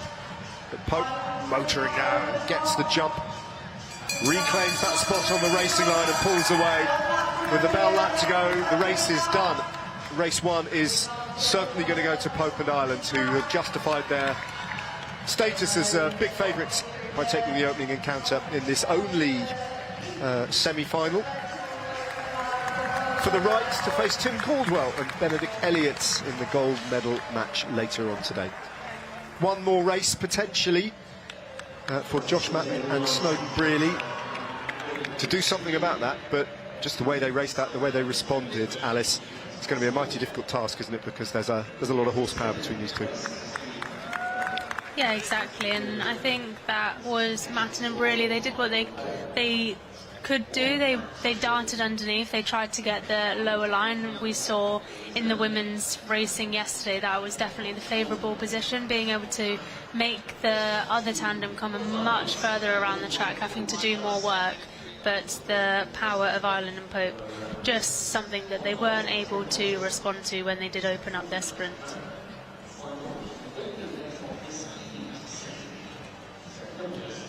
So they will be back on the track after a few women's races coming up. Actually, we've got 2 heats of the women's points race qualifiers over 10 kilometres.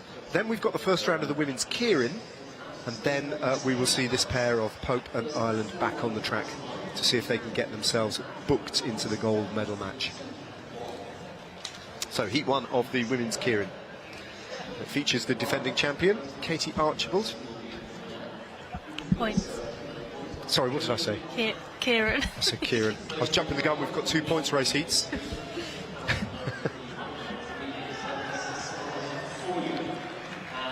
Lloyds also represented. 10 kilometres this points race. There'll be sprints after 8 laps and 16 laps.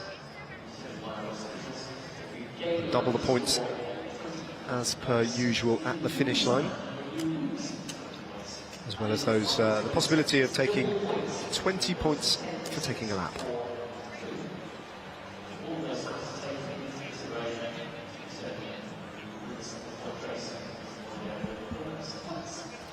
It's 40-lap race distance, actually, contrary to the information in the programme. So double the distance, 10 kilometres, 40 laps.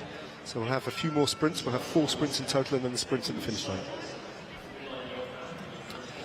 There's Megan Barker.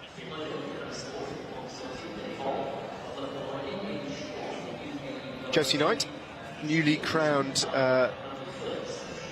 pursuit champion as well, in that absolutely thrilling encounter yesterday. She takes to the start line in this race. Maddie Leach also represented.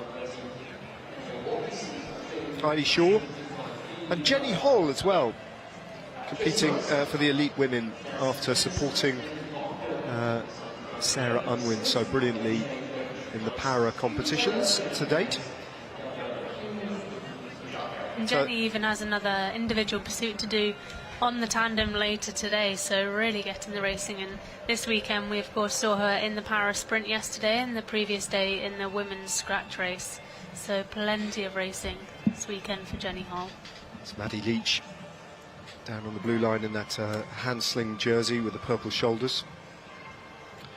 Right up at the top of the track, a rider who needs no introduction, the mighty Katie Archibald, the defending champion in the points competition. Her debut this weekend. Lloyds just rolling up to, and again we saw this with the men yesterday as well. Riders not quite lining up in the right spot, so having to take a turn, so to speak, and get themselves slotted in their allotted place. Now there's a total of 7, 8, 9, 10, 14 riders, and because it's a relatively small field, only 2 riders don't qualify for the final. So 12 go through, 2 don't. Lloyd just going into the centre of the track there, so something wrong with the rear wheel, maybe needing a spanner to tighten it back up again before they can start. So potentially also sending riders around the track. They're not going to keep them lined up, letting them keep riding round, keep spinning their legs. What are actually the regulations in these tightly orchestrated encounters, as Rob Partridge comes across to offer a bit of support? What are the regulations, Alice, if you know them indeed, about how long you can keep a race waiting? Your bike, surely it's the responsibility to come to the start line with everything in working order. You can't delay it endlessly, can you? Because at some point you're going to have to pay a price for that. No, yeah, you can't. There's a discretionary, perhaps. I don't know the timings. I don't know if there is specific timings, maybe, depending on the issue. I mean, sometimes you can get on the track and then you suddenly get a puncture, rolling around. So just the comments there, Martin Bridwood, just keeping an eye on him and seeing what they're doing. Rob Partridge sorting the wheel there, and I can imagine the nerves for Lloyd are slightly up, the heart rate probably a little bit higher as well, waiting for this to be sorted. In other words, it's one of those cycling things where the rules are a little bit woolly, and it's probably down to individual discretion. Potentially, I will find out for you. Thank you very much. I appreciate that, Alice. But calm as you like. There is Martin Bridgewood.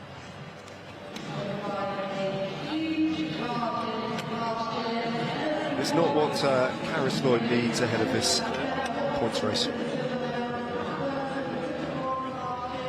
He's keeping an eye, isn't he? He keeps an eye on everything there, doesn't he, Martin? Been a stalwart of the British racing scene for many years, known by all the riders. They all know him as well, whether it's road or track. I know him better from after my career because I was so good. I never had any issues with the commissaires. So. Bravo, Alice. No sticky bottles in your career? No. So Kara seems to have sorted that issue now. Whether the chain was just a bit slack or the rear wheel was just a little bit loose. She seems happy enough now. So we line up again.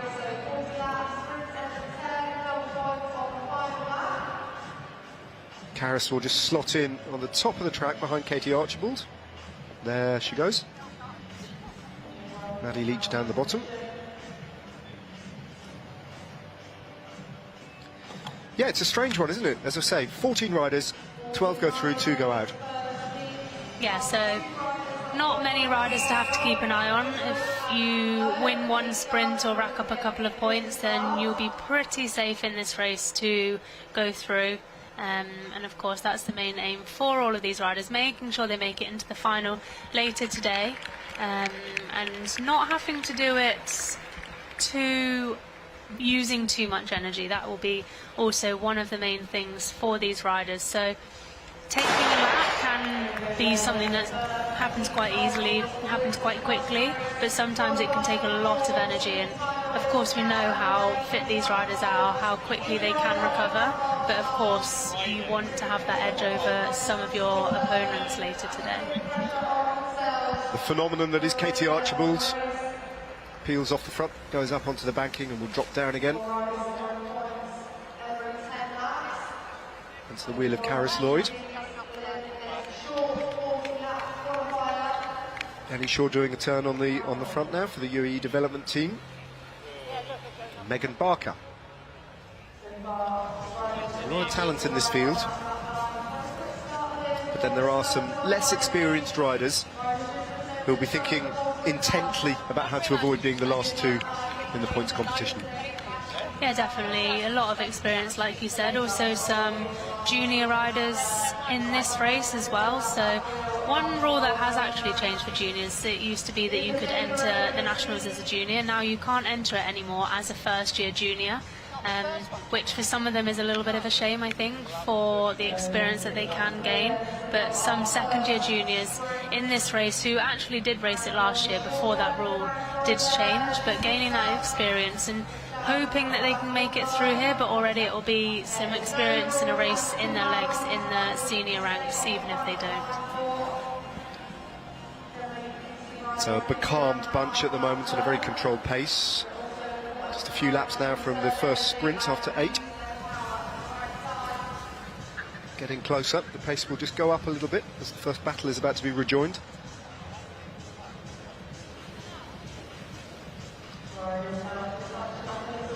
And watch out for the speculative attack over the top of the sprint as well, which is something you sometimes see in a points race.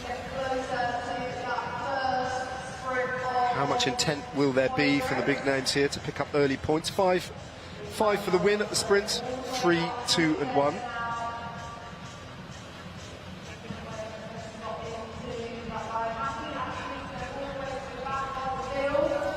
Riders come into these races with tactics as well of maybe not even wanting to consider that first sprint, staying out of it. As we can see, an attack now under the bottom, number 77, Danielle Watkinson. Yeah.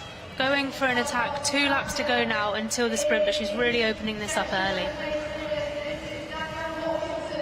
So Watkinson stretching things out, Lloyd on her wheel. Big move being made up on the outside.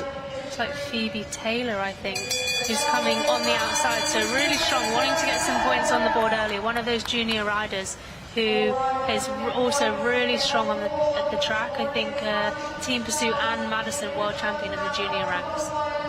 Phoebe Taylor duking it out with Evie Smith. Those two are going to take maximum points, and it's Taylor from Smith over the line in first place.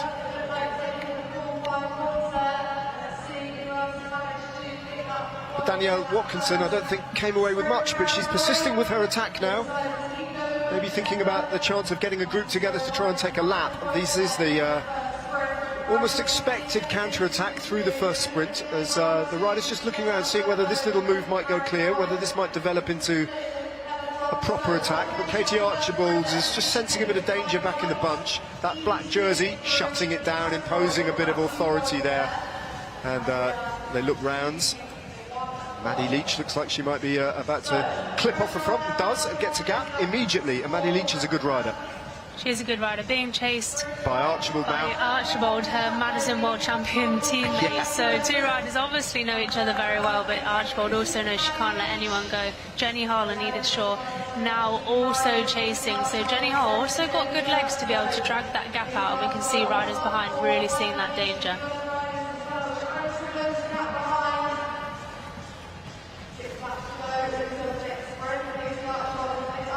So Leach and Archibald have got themselves together, being hunted down by Hull and Shaw. 2 pairs of 2, and then another pair of 2 as well. Josie Knight and Meg Barker, the third pair. So some real of 2 players, there. some So real hitters coming off the front now. they are the big riders who want to make sure they make it through. If these pairs can get together, we can see Edith Shaw riding really strong here, looking like she's going to close that gap down with Jenny Hall. So those 4 get together, and they'll be joined perhaps by Barker and Knight. Half a lap advantage for the quartet at the front of the race. Off in pursuit of the 20 points that come with a lap.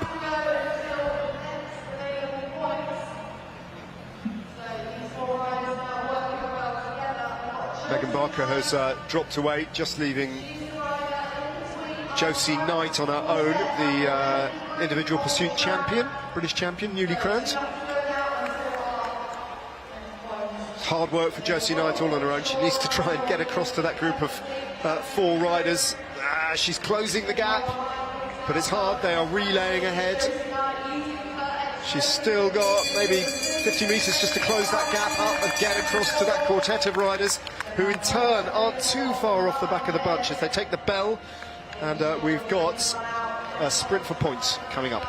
Sprint for points. It doesn't look like it is going to be contested. Of course, this is just a qualification race, so these riders being able to see the bunch in front of them, that they just need to get back in, pick up their 20 points. Any of those points they've mopped up immediately in those sprints, but they will be quite confident with that lap that they will be qualifying, so that's what they didn't contest that sprint. So we do already have points back in this bunch from 4 riders who weren't in any of those moves getting away. So already we've got 9 riders that all have points on the board, with Josie Knight also getting that lap and 20 points. Absolutely right, and beautifully explained. 4 riders who've not taken a lap but have points are Taylor, Smith, Lloyd and McHugh. 5, 3, 2 and 1 respectively. Everybody else has got 20 plus points. There we go. So that's 9 riders who've scored. 5 remain on 0 points at the moment. Yeah, and we did see that from Meg Barker. She did swing up there. She potentially felt that there was going to be a lot of effort for her and Josie Knight to get across. Maybe being confident that if none of these other riders do mop up points, or now waiting, I think we will see her in the next sprint look to get some points, get something on the board, and try and put herself in those points away from the riders that don't have any at the moment. Yeah, she alone, isn't she? Megan Barker is the only of the, if you like, the big name riders, the real marquee riders who are in that group of 5 who have yet to score any points. So she's going to want to pick a few up just to shore up her position here and make sure that she's nowhere near the bottom 2 in the standings. There's no danger of that. 14 laps remaining, 4 laps to go until the next sprint. And there is Megan Barker just sitting in second wheel on the wheel of Maddie Leach. And it can be a really intelligent thing to do, like we said. It's just a qualifier. It's all about getting through to the final without using too much energy. So if you can do that, you don't have to take a lap. But of course, it is a risky thing to do if you're saving too much energy. You can often find a few more riders clipping away, taking up all the points in the sprints, and you end up not having enough points left on the board to be able to make that qualification. 2 laps to go until the next sprint now. So all eyes on that grey jersey with the grey helmet, black shorts of rider number 3, Megan Barker. She's the one to watch as Maddie Leach moves to the front again with Taylor on her wheel. Phoebe Taylor, Megan Barker finds herself on the wheel and getting a good lead out from Karis Lloyd, who scored 2 points at the opening sprints, but here comes Barker trying to get the maximum 5 points. Here she is investing a little bit in energy and quite comfortably actually sweeps past Lloyd to take the third of the sprint.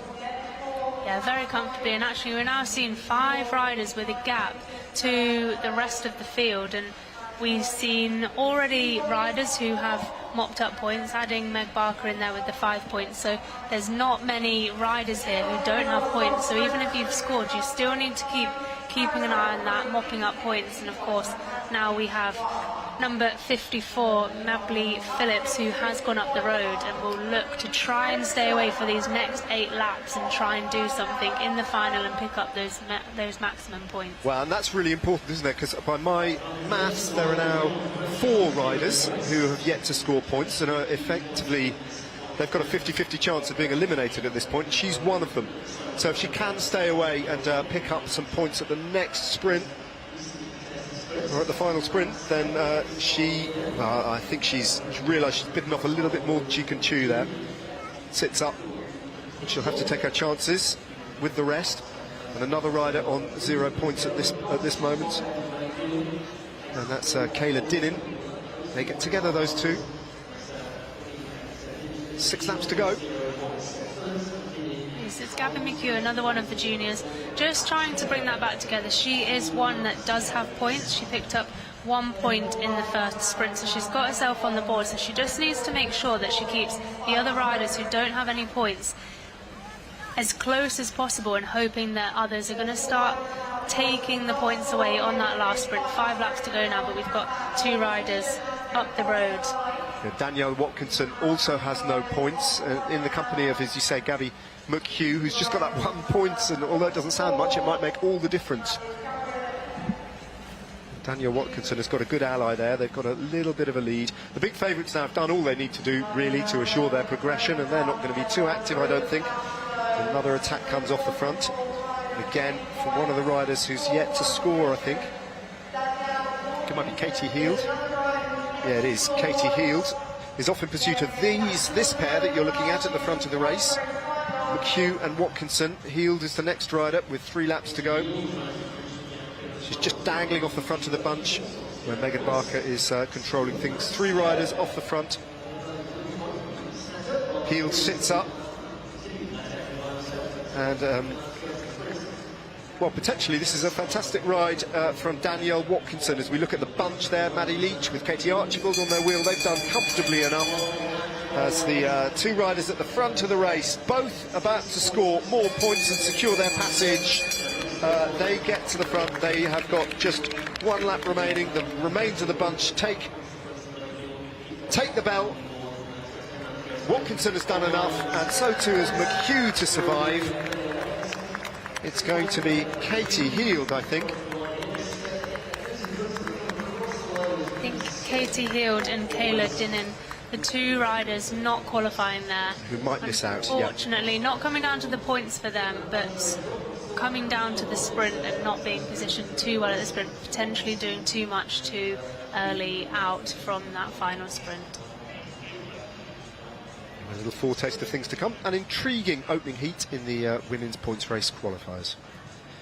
We'll get confirmation of what we think is the case, that Katie Heald and Kayla Dinnan are the 2 riders who've been eliminated at this opening stage. Megan Barker, well, that was either very smart and economical or suggestive that the legs aren't quite there. It's difficult to know, really, isn't it, Alice? Yeah, I think it was quite a smart move. It was something that she also did in the qualifier for the Omnium Champs back in December. She relied on mopping up one of the sprints, getting 5 points on the board, committing to one of the sprints, but then feeling like she's quite safe. So it would have taken more effort, I would say, out of Josie Knight to get across that gap. Of course, because Meg Barker did swing up, she then had to do that effort on her own. But yeah, saving as much energy as possible in a qualifier is obviously very important.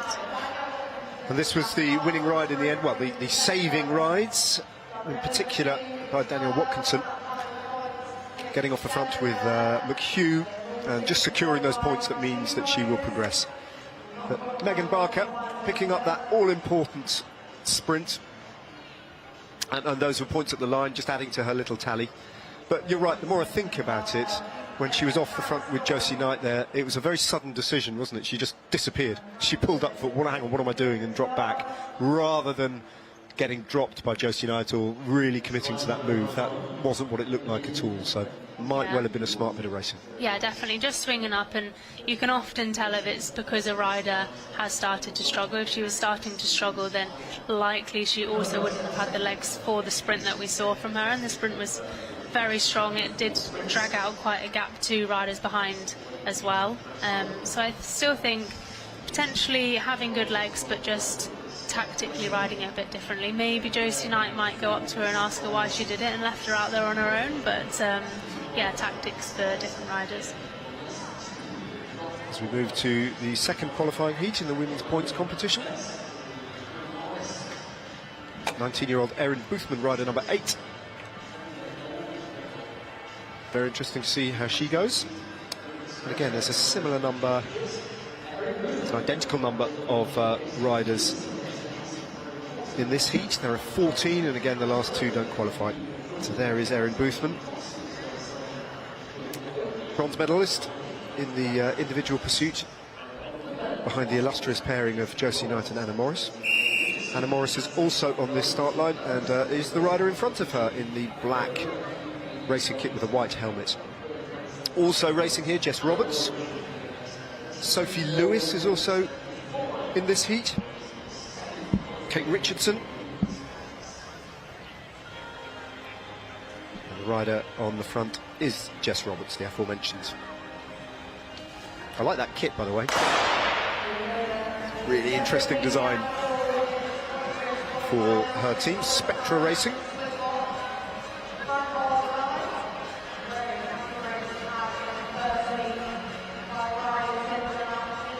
Kate Richardson swings up, followed in quick succession by Lucy Glover.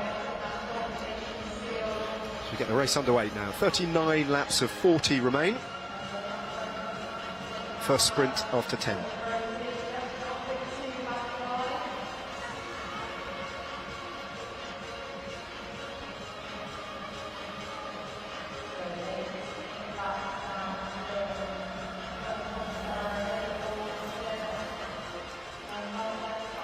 Georgina Oakley just swinging off the front, another one of those paracycling pilots from Loughborough Lightning. So again, double stacking her program here with being that pilot on the tandem, but also being in these women endurance races.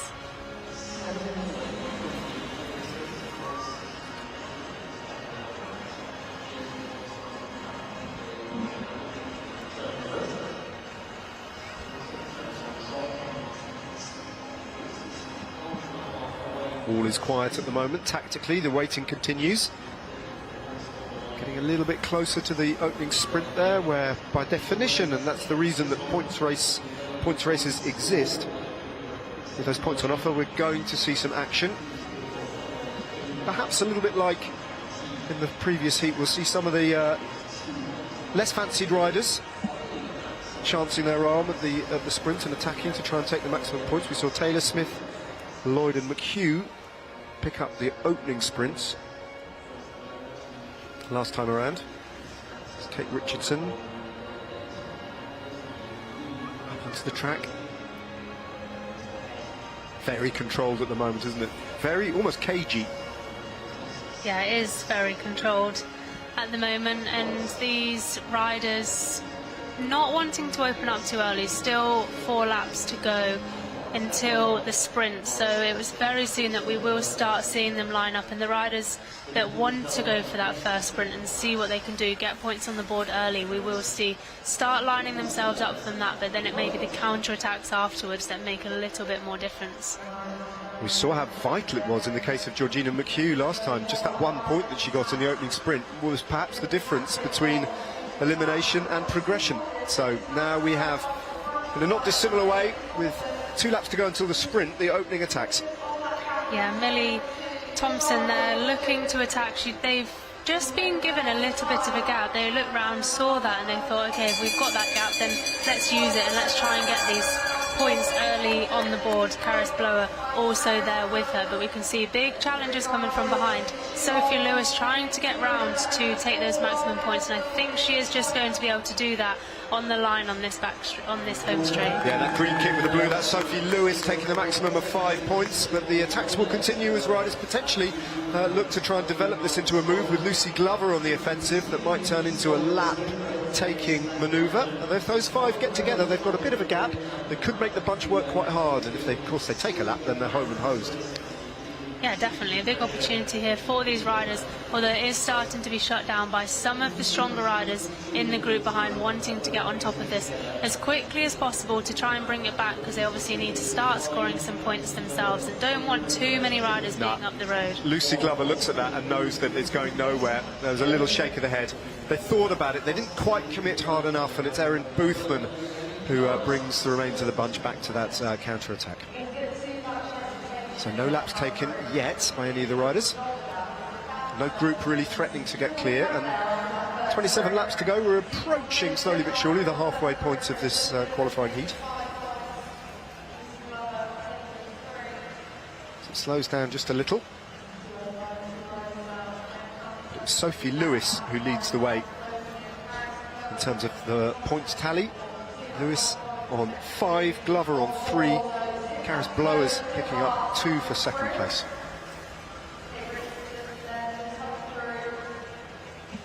Anna Morris now taking speed in for an attack, and we can now see all the riders straight away. Kate Richardson, Erin Boothman wanting to jump on that. They know how dangerous she is, and they know how strong she is as well, to want to get on her wheel and try and be there for when she may take that lap. And they have opened up a little bit of a gap, but everyone knows how dangerous this is.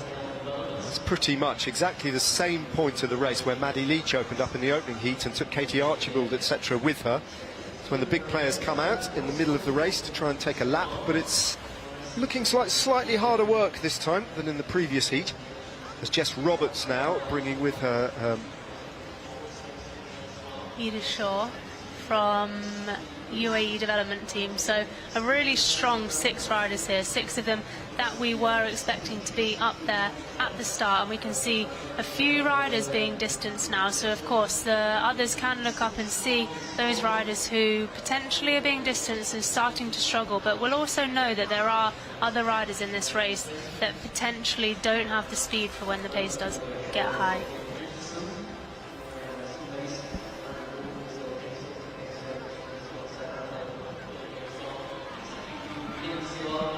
Another attack now coming from the UAE development team rider Abigail Miller. As they take the belt, so Miller yet to score any points. Off in pursuit, she can hold on here of the maximum 5 points. She's being chased down though by Anna Morris. Not going to be straightforward, but she's got enough of a gap to hold on, I think, Miller, and she will take the 5 points. Morris in second place, picking up 3. And Erin Boothman picked up 2, and this is a move that has got legs potentially here, Alice. They've already got what, a third of a lap, maybe close to a half. Yeah, half a lap, and we have one rider who has left the track now. So of course, with only 2 missing out on qualification, 1 not being in the race, there's actually only 1 rider left on the track at the moment who won't make it into the final.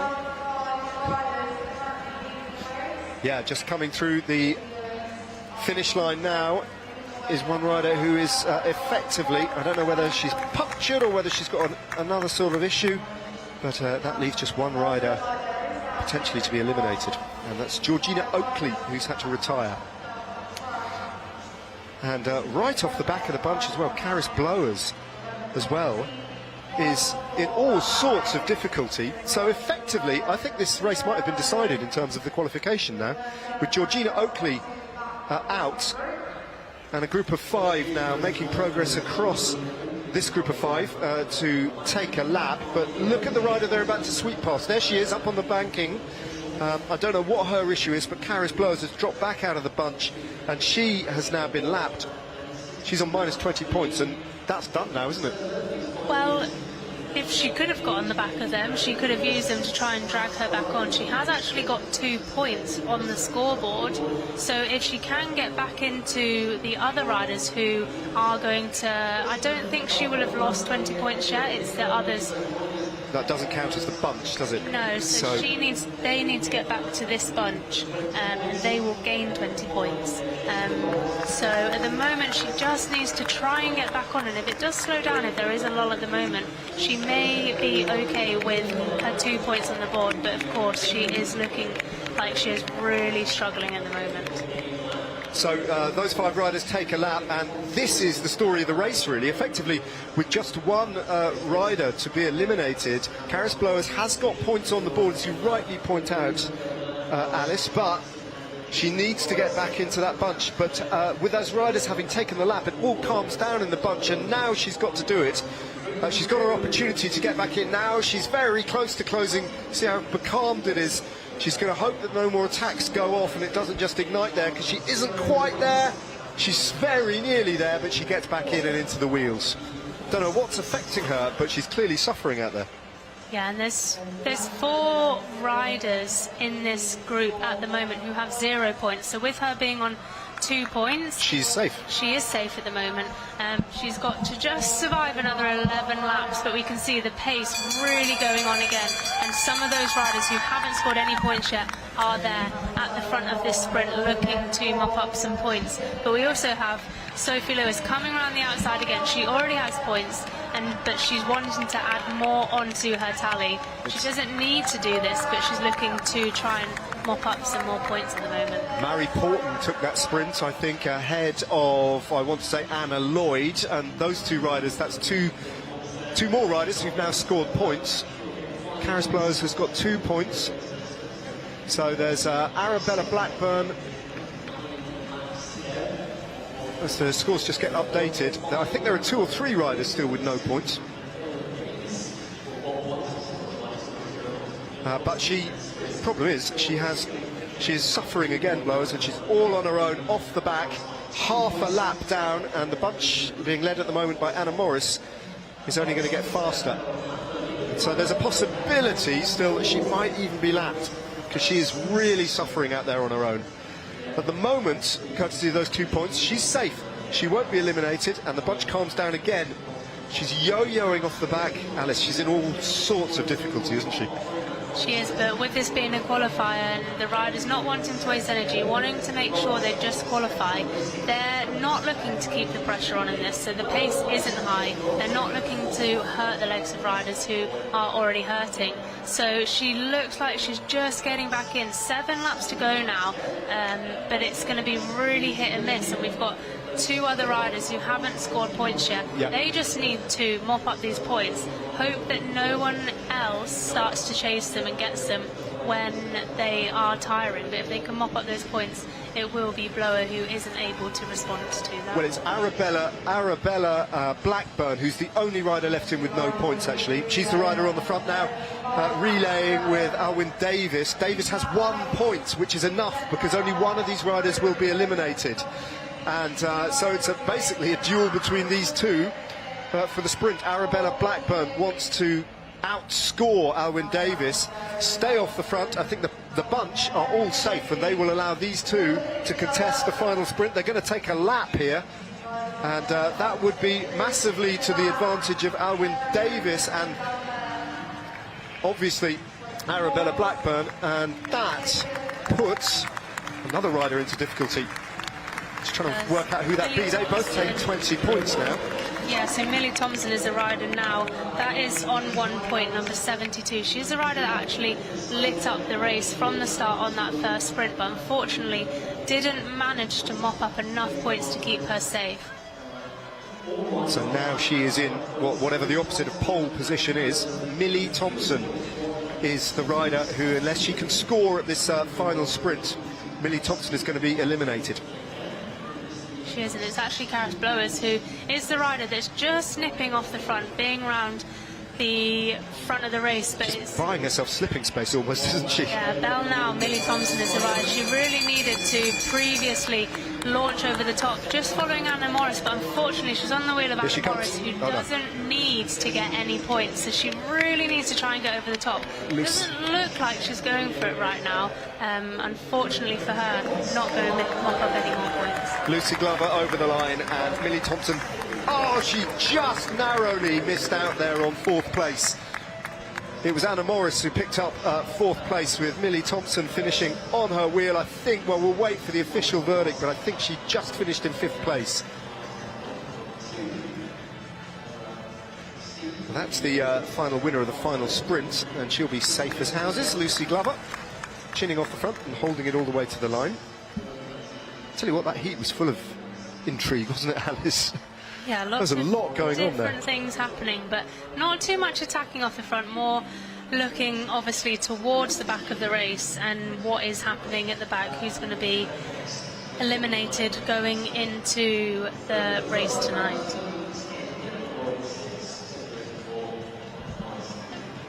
Here's the sprint for fourth, and it's Morris who gets there ahead of Millie Thompson. So Millie Thompson finished that points race on 1 point, and by my reckoning, that's her eliminated, along with Georgina Oakley, who did not finish the race. Caris Blowers, having suffered her way through that race, finished on 2 points and safe.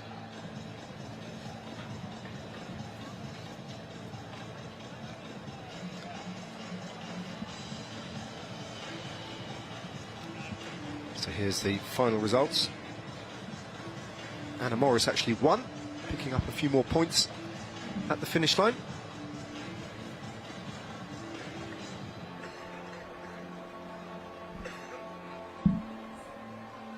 Silver medal yesterday in a fascinating individual pursuit for the elite women, in which she held a decent margin over Josie Knight for 4/5 of the distance required, the 4 kilometres, before it all fell apart in the final laps. Yeah, it did. Morris, like you say, opened up a really big gap over Josie Knight, but Josie Knight just picking it up a little bit by 1 second for her final kilometre. But Morris really dying off, losing around 3 seconds in that final kilometre, not able to just hold it to the line. And it was a very close race and an exciting race as well. Like we said, Morris winning that points race, it's not really what matters. It was not too difficult for those riders after gaining that lap to be able to do that, but she will now start her recovery heading into the final of that points race. Is actually the first race of this evening's session. Right then, for the first time in this weekend of racing here in Manchester, the National Cycling Centre, we've got the Kieran, we've got the Dernies on the track. And we've got 3 heats in the first round of the women's Keirin. The rules are that the first 2 riders in each heat qualify automatically to the semi-finals, with every other rider advancing through to take their chances in the repechage.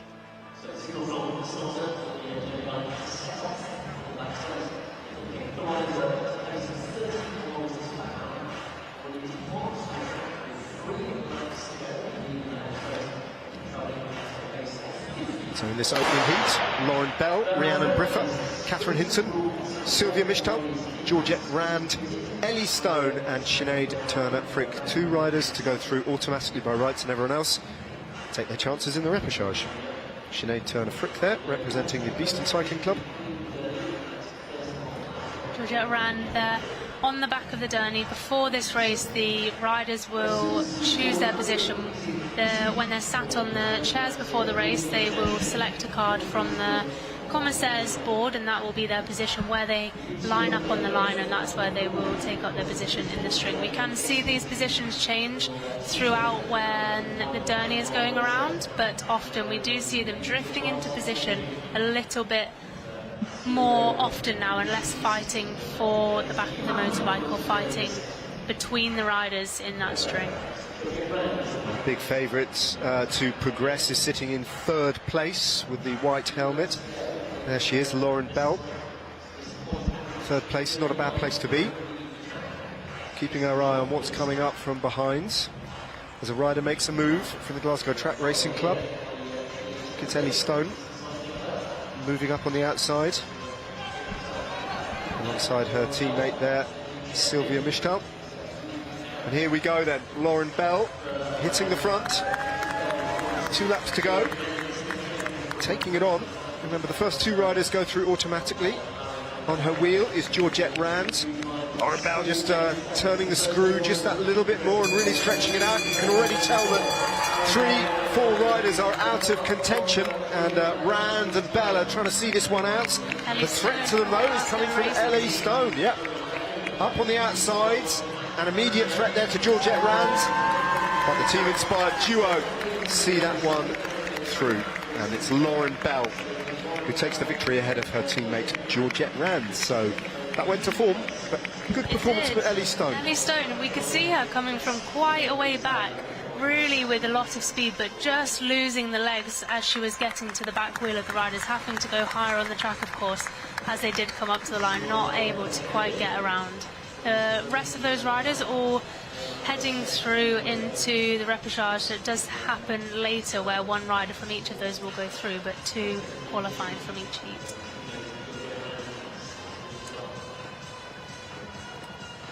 Yeah, the odds are stacked against you in the repechage with just one rider progressing.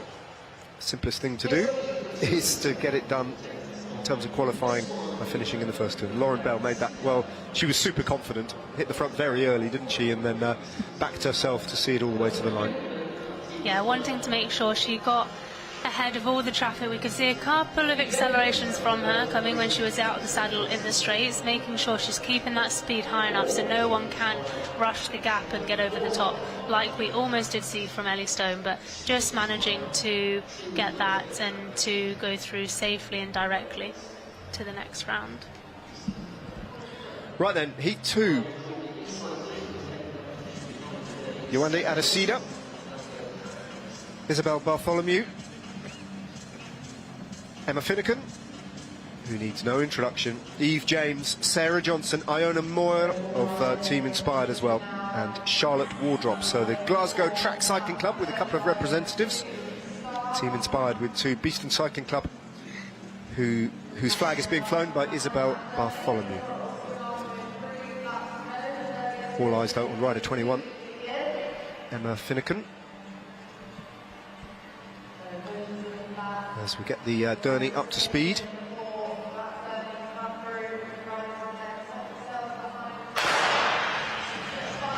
And off we go.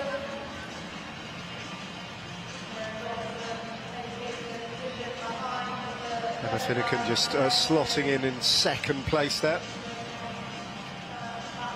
The meet in the sandwich between the 2 riders from the Glasgow Track Cycling Club of Sarah Johnson and Charlotte Wardrop. Wardrop behind, and it's Sarah Johnson with that quite extreme sprinter's position on the bike, who's just on the wheel of the Derny.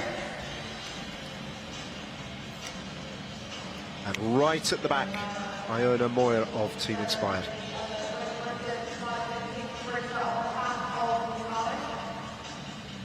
Yewande Adesina in that black kit, buried in the middle of the pack, just in front of the Welsh rider Eve James.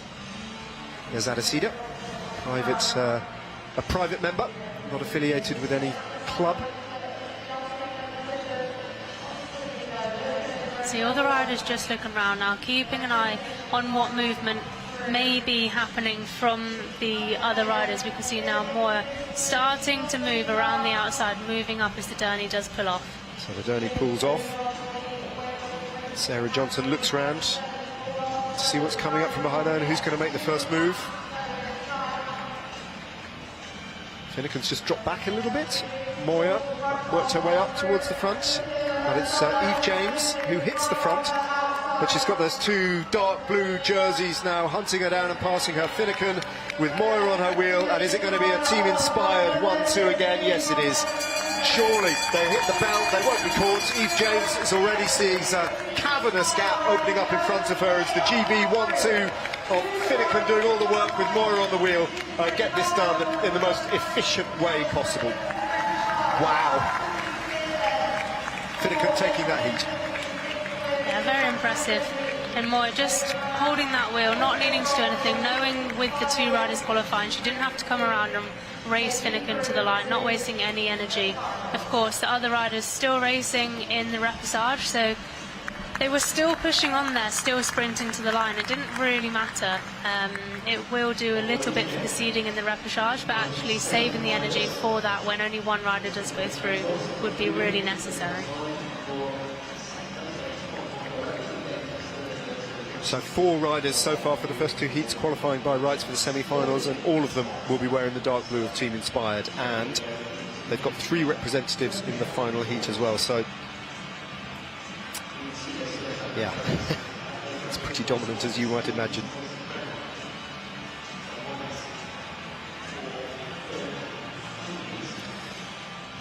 Here is the lineup for the final heat. Emily Burgess, Rhian Edmonds, Amelia Kaffour, Rihanna Paris-Smith, Madeline Silcock, Evelyn Tidaldi and Larry Thomas.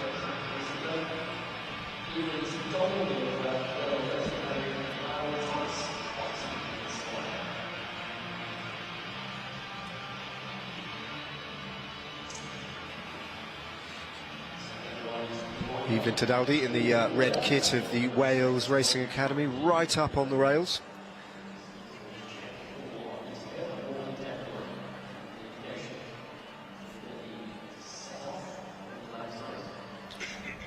Of course, many of these riders knowing each other, and when you do wait for the list of your heats to come out, you will always look at who you've got in your heat, who you feel like may be your competitors, and I think this is potentially one of the more difficult heats.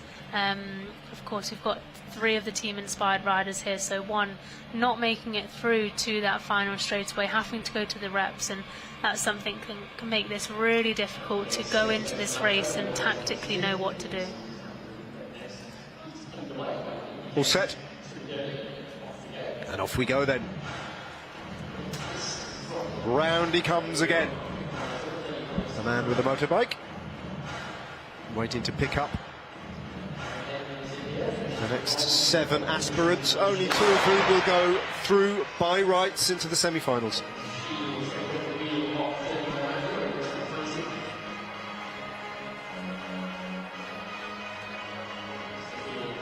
Rhian Edmonds just slots onto the wheel of the Derny. Emily Burgess on her wheel, with Madeline Silcock, her teammate, in 3rd place, and then the duo of riders, Rihanna Parris-Smith and Larry Thomas, the other 2 riders from Team Inspired. Right at the back is the Welsh rider, Evelyn Tidaldi, representing Beeston, Amelia Kafour.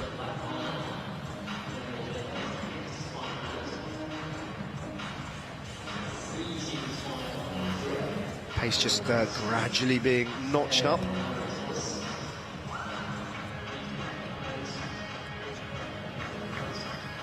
The looking round continues, checking that no one's going to move just yet. Rihanna Parris-Smith just checking on where her teammate was, what's coming from behind. The Derny peels off, 3 laps remain. The moves you sense are imminent, and they're going to come from Team Inspired. Larry Thomas just sweeping round on the outside, coming past the duo, or trying to, from the Glasgow track racing scene.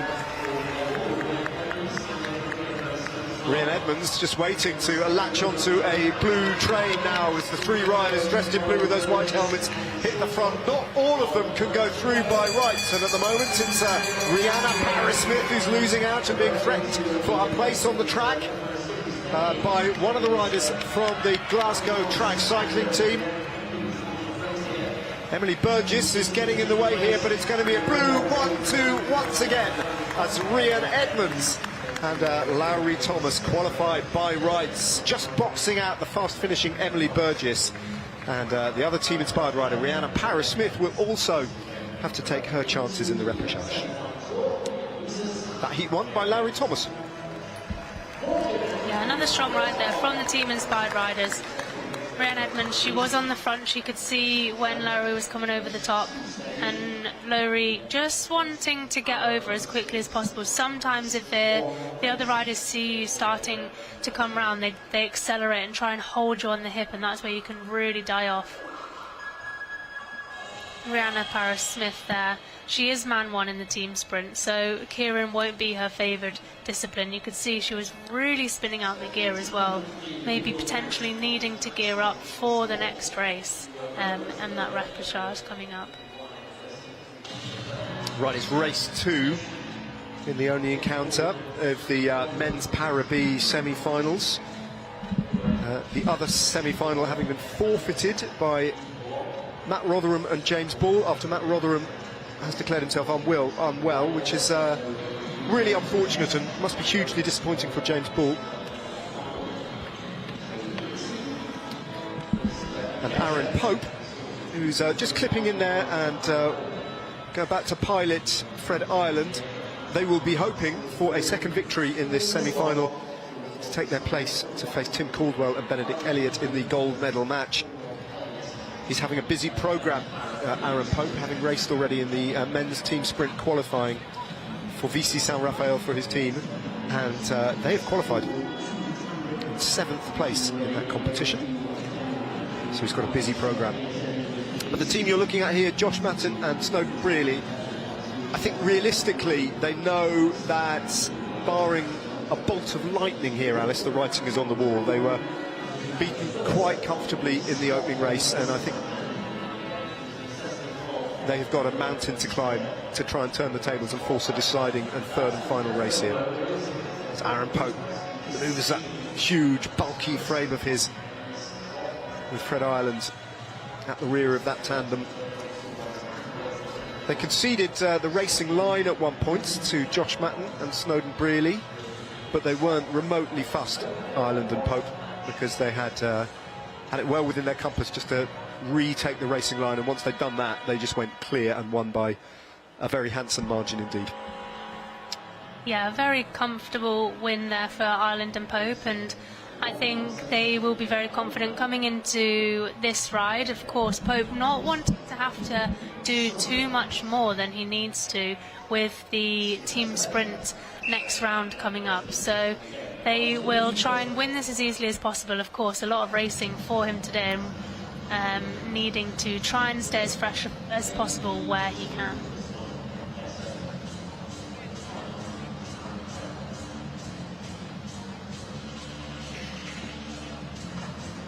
Pope and Ireland off very cagily at the beginning, letting 3-4 tandems length open up in front of them to Matten and Brearley. Now just cranking it up, getting to the top of the track where they can use a bit of attacking speed to drop down off that banking. Forced up by Matten and Brearley. Now here comes the big lunge though, on the home straight and into the banking. They've got the front of the race now, and they'll be hoping just to ride clear. There's a good response though from Matten and Brearley, but they are outpowered as they take the bell by Pope and Ireland, who even now have got the race won. Just a little look round just to double check. They will comfortably win the second race in this only semi-final, the other one having been forfeited, and they will look forward to a gold medal encounter against Tim Caldwell and Benedict Elliott. But clearly the better of the two tandems in action in that semi-final in the men's Para B. Race 2, no third race required. Frederick Ireland celebrates progress to a guaranteed minimum silver medal, with a chance, a very good chance of gold as well. Yeah, a very good chance of gold. With the non-start of Ball and Rotherham, it's Caldwell and Elliott did go straight through to the final, but they were in fact the slower qualifiers in the 200 metres that we did have earlier this morning, so I think they will be very confident with that. Really agonising, isn't it, for James Ball? I do feel for him, Alice, because it's Matt Rotherham's illness that has given us this situation where they've had to forfeit their semi-final and abandon the competition. Yeah, definitely, and obviously the national championships, wanting to commit to that, wanting to be able to get some more races under legs, like we said, also a new pairing. Yep. So the things that they could have learned from all of these extra races would have been really useful for both riders. Well, what a day we're having here at the National Cycling Centre with all the Lloyds National Track Championships. Plenty of company had all day long, as I would like to come into the stands and say hello to the fans and meet them. I've got to say, Right then, on the schedule, we have got a little pause built into the action here. We'll just rest our vocal cords and pick it up when the racing gets underway once again with the scratch race in paracycling for the women, raced over 10 kilometres.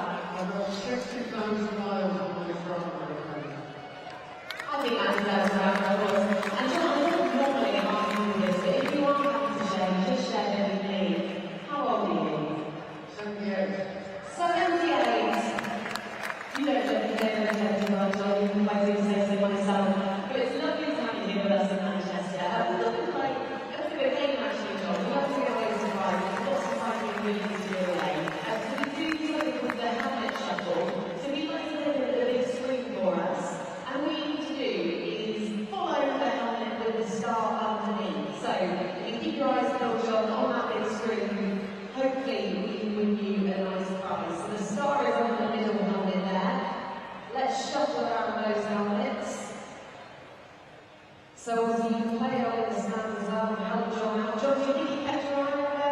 the stars. Are we going left? Should we leave it to the right? We're going for the right. I think the right is a good job. Okay, let's have a look at the helmet on the right. Is John correct? Of course it is! Well done, John. And here we go. Come on, this. Next time you head out on a cycle, a little bit longer than this sunny weather cycle just for you. Oh, John, well, we will treasure this moment always. It's a real joy to meet you. Tell us what's next for you.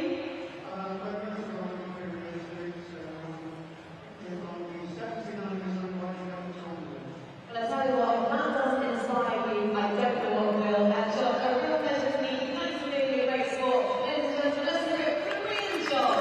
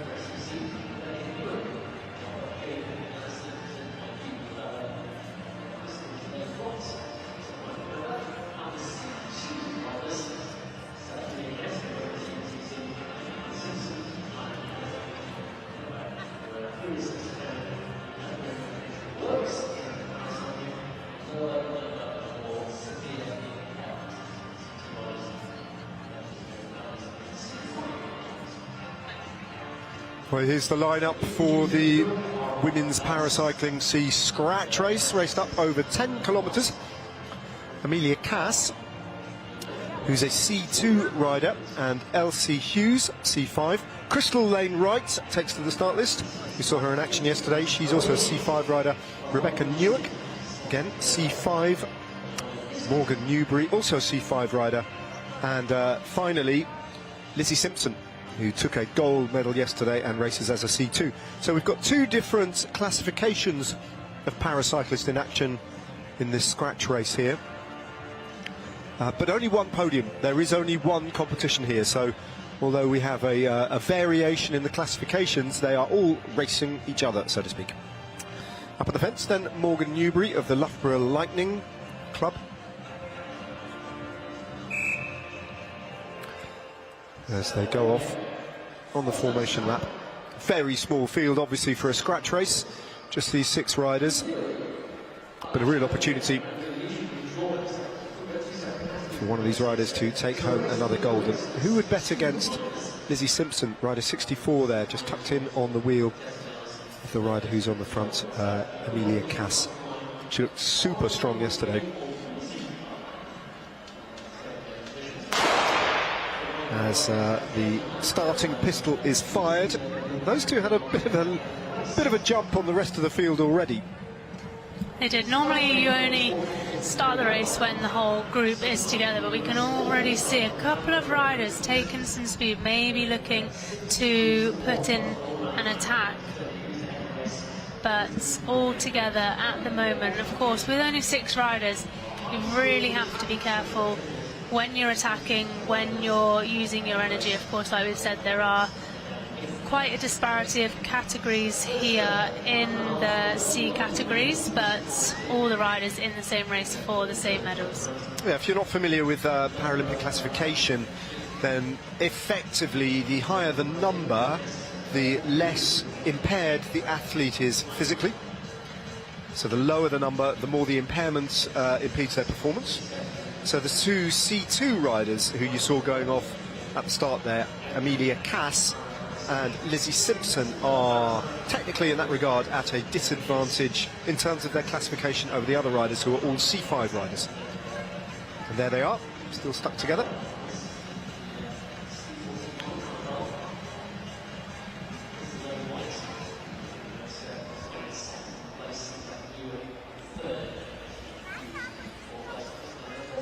Most of these riders I think we saw in action yesterday, certainly Elsie Hughes, Rebecca Newick, Lizzie Simpson, Amelia Cass, Crystal Lane Wright. I'm not sure we saw Morgan Newbury in action yesterday, although I'd have to leaf through about 1 million pieces of paper to find out, because at track meetings it's pretty bewildering, Alice, to be perfectly honest, isn't it? Especially when we're switching all the time between paracycling, men's and women's elite. Yeah, plenty of pieces of paper, result sheets, qualifying. It's not environmentally friendly, is it? We fell the forest between us. So 5 riders have just gone clear here, and it looks like Lizzie Simpson is actually struggling just to stay in the bunch. Just a little bit of an acceleration to try and go clear from Elsie Hughes there from the Secret Training CC. Crystal Lane Wright finds herself at the back, and Lizzie Simpson has been dropped at this point, and it might be a long 33 laps for her. We saw really how suffer. strong she was yesterday in that kilo time trial, more of a sprint type. We also heard that she did break her ankle back in October. Well remembered. So, you know, something that you can lose a lot of fitness from, something like that. Maybe being able to get the power back for the sprint a little bit easier, but the fitness for a race like this, longer in distance, is something she may be struggling with. But yeah, still on this start line, giving it her all.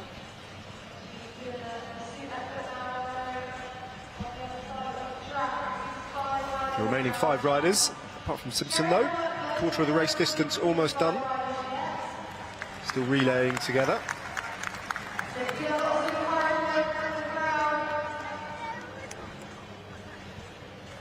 Flick of the elbow there from Morgan Newbury. Drifts up the track, Elsie Hughes. And Crystal Lane Wright. No rider risking an attack just yet. Remember, this isn't a points race. There are no sprints along the way. It's just simplest race in the business, really. First across the line wins. And we can see some riders starting to struggle. So for those that are feeling good, needing to keep an eye on those riders, because if there is that injection of pace, we can see those gaps can start to open up quite quickly and can be very difficult to close against, and needing to just make sure that they're keeping an eye on the riders around them that maybe are starting to struggle a little bit more. Crystal Lane Wright looking round. Rebecca Newick comes through. And Amelia Cass, who, let's not forget, like Lizzie Simpson, is a C2 athlete, still very much part of this bunch. Simpson all on her own and about to be devoured by the group of 5 who she was dropped from, but she will, I'm sure, ride this race to its completion nonetheless. As they go over the top. Lizzie Simpson is being applauded by this afternoon crowd here on Saturday afternoon. Many more expected this evening on Saturday nights here in the National Cycling Centre in Manchester. 26 laps to go. And still Amelia Cass is still part of this 5-rider group at the front. Elsie Hughes looks like she's breathing very heavily now. In second place, just gets to the front. Sometimes being on the front, if you're starting to struggle, is not the worst place to be, Alice, because at least you can ride at your own pace rather than having to respond to what the other riders are doing on the front if you're starting to struggle. But just little gaps opening up in front of Elsie Hughes as she drops to the back.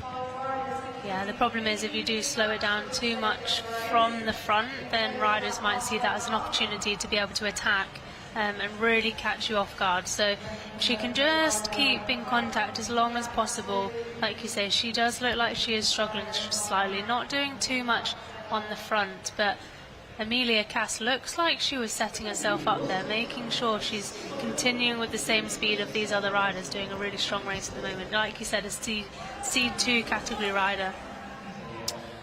Just a little bit of a gap. She peels off, actually, Amelia Cass, and I think she, along with Elsie Hughes, now have succumbed to a slight increase in the pace that's being set by Crystal Lane Wrights. So those two riders, Cass and Hughes, dropping for now, a little bit out of contention, that gap opening up and only going one way. Leaving Morgan Newbury, Rebecca Newark and Crystal Lane Wright in the medal positions on the track at the moment. Approaching the halfway point in this 40-lap scratch race, 10 kilometres. And it's difficult when there's so few of you and you're in those medal positions. Especially in a scratch race, it's very difficult to be able to use tactics because you can't use any element of surprise, you can't do any attacking. It's very difficult to be able to get any gap if that's something that you want to do if you're a rider that doesn't really want to leave it down to the final sprint. There's basically, what you're saying is there's no hiding place in a field as small as this. It's a test of strength. It's almost like an arm wrestle on the track. Can't really play games, there's no finessing, but these three riders now, for now, at least content to stay together. Of course, if they do feel like they may be that stronger rider, they can start to put in the attacks, maybe seeing if they can break the legs off the other rider to really put them under pressure. And if you can do that continuously, if you feel like you are the stronger rider, then that's definitely something that can benefit you towards the end of the race, maybe trying to be on your own. It's quite an inscrutable trio to read at the moment. Just looking at the body language between the three of them, there doesn't seem to be too much difference with 18 laps to go. No, looking all very similar at the moment. And they are all C5 athletes, which is the lower classification, if you like. They do have a physical advantage over the two C2 riders in that regard, who took to the start line.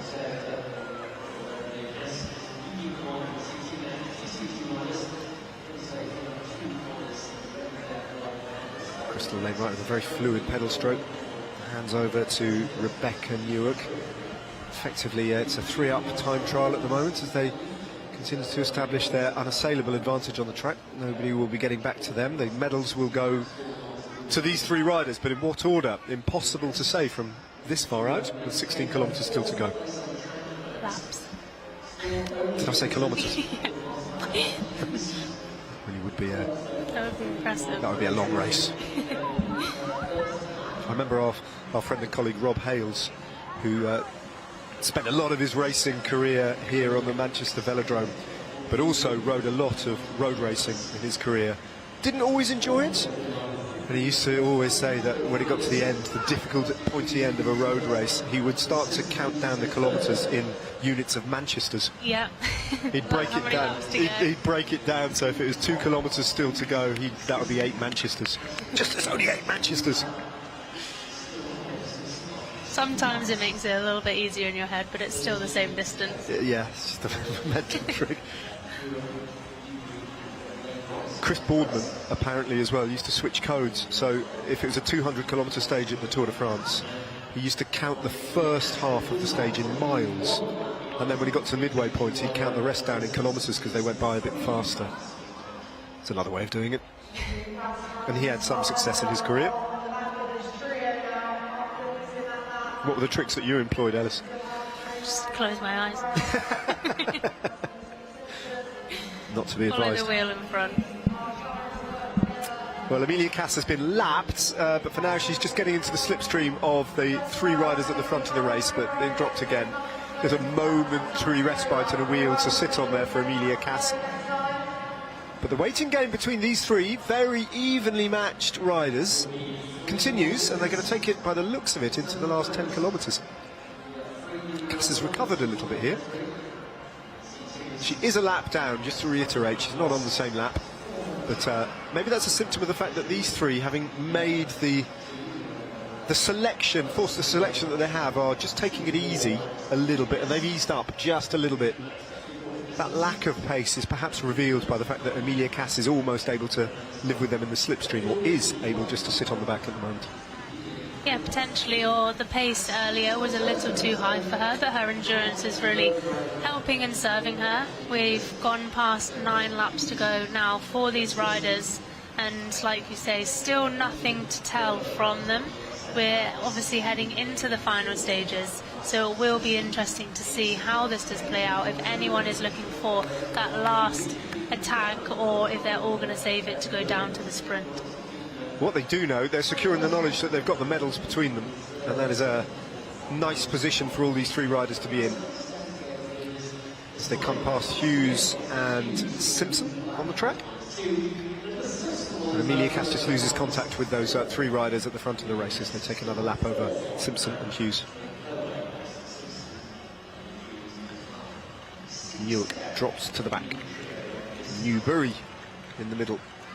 Crystal Lane-Wright, and Amelia Cass still battling to stay in the slipstream and give herself an easier ride over the remaining laps to the finish line. She has recovered well, hasn't she, Cass? Yeah, she's recovered really well, and again, one of those C2 riders in the race, one of 2 C2 riders, the rest being C5, so like we say, being more impaired than the other riders, that she is trying to follow the wheels, as if we're now starting to see some games. Crystal Lane not wanting to go through there, so for the first time seeing these riders go above the blue line on the track, not just keep switching off like we have seen from them before. There is Crystal Lane-Wright starting to finesse her effort. That looks like a big attack coming off there in the banking. Perfectly timed Morgan Newbury trying to get the gap, but Rebecca Newark shuts her down, gets onto her wheel, and that one didn't fly. So 4 laps to go, and the first of these 3 riders shows her cards. She's still pushing on the front now. She needs to have a look around, see that they're on her wheel. We're going to come into 3 laps to go very soon, so needing to think about the positioning that they're going to have going into the final few laps and trying to pick the wheel that maybe she may be more confident on, but definitely showing her cards there. Burnt a few matches there in the process as well. Did Morgan Newbury, who drops to the back as Rebecca Newark just accelerates at the front of the race and opens up a little bit of a gap. That is dispensed for now, but with Morgan Newbury, who looks like she's been dropped by the other 2, but Crystal Lane-Wright is in the slipstream of Rebecca Newark as they come sweeping past the back markers once more. And Morgan Newbury races on in the hope that these 2 will start to play games, but it looks like her bronze medal at least is secure.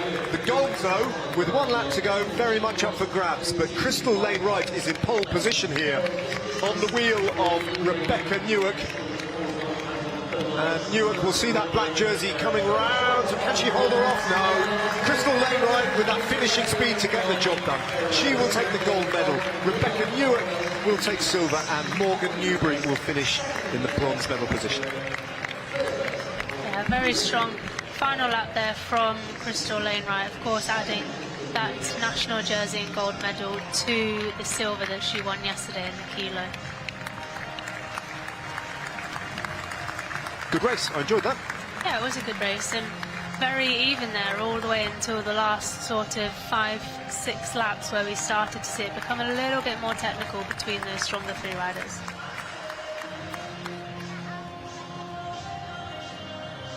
She did look throughout that race, just subtle signs, there were bits and pieces of the way she raced. She did look like the race favourite for most of that 10-kilometre race. Crystal Lane-Wright delivered it with perfect timing right at the end.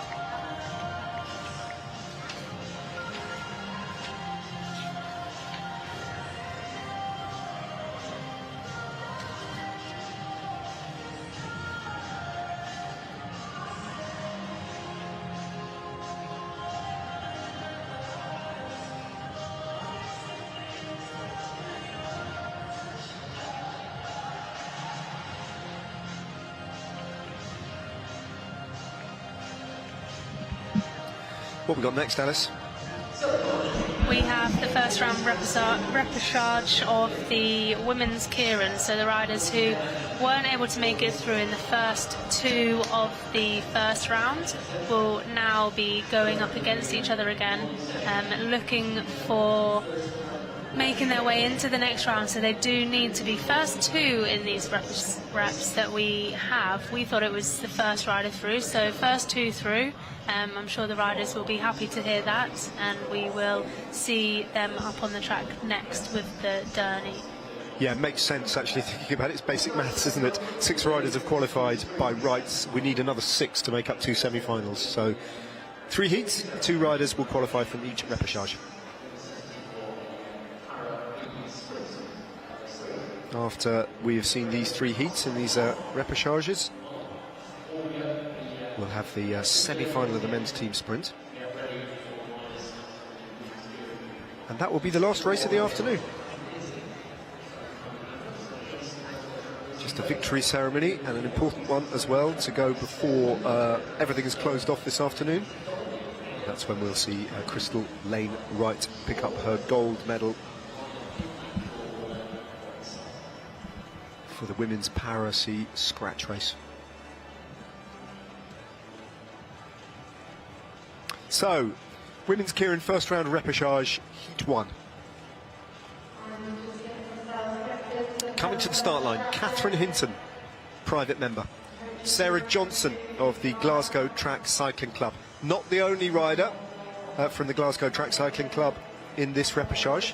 Amelia Kafour from Beeston Cycling Club. Evelyn Tadaldi from the Wales Racing Academy, who did a good ride, but was, I think, 3rd in her heat.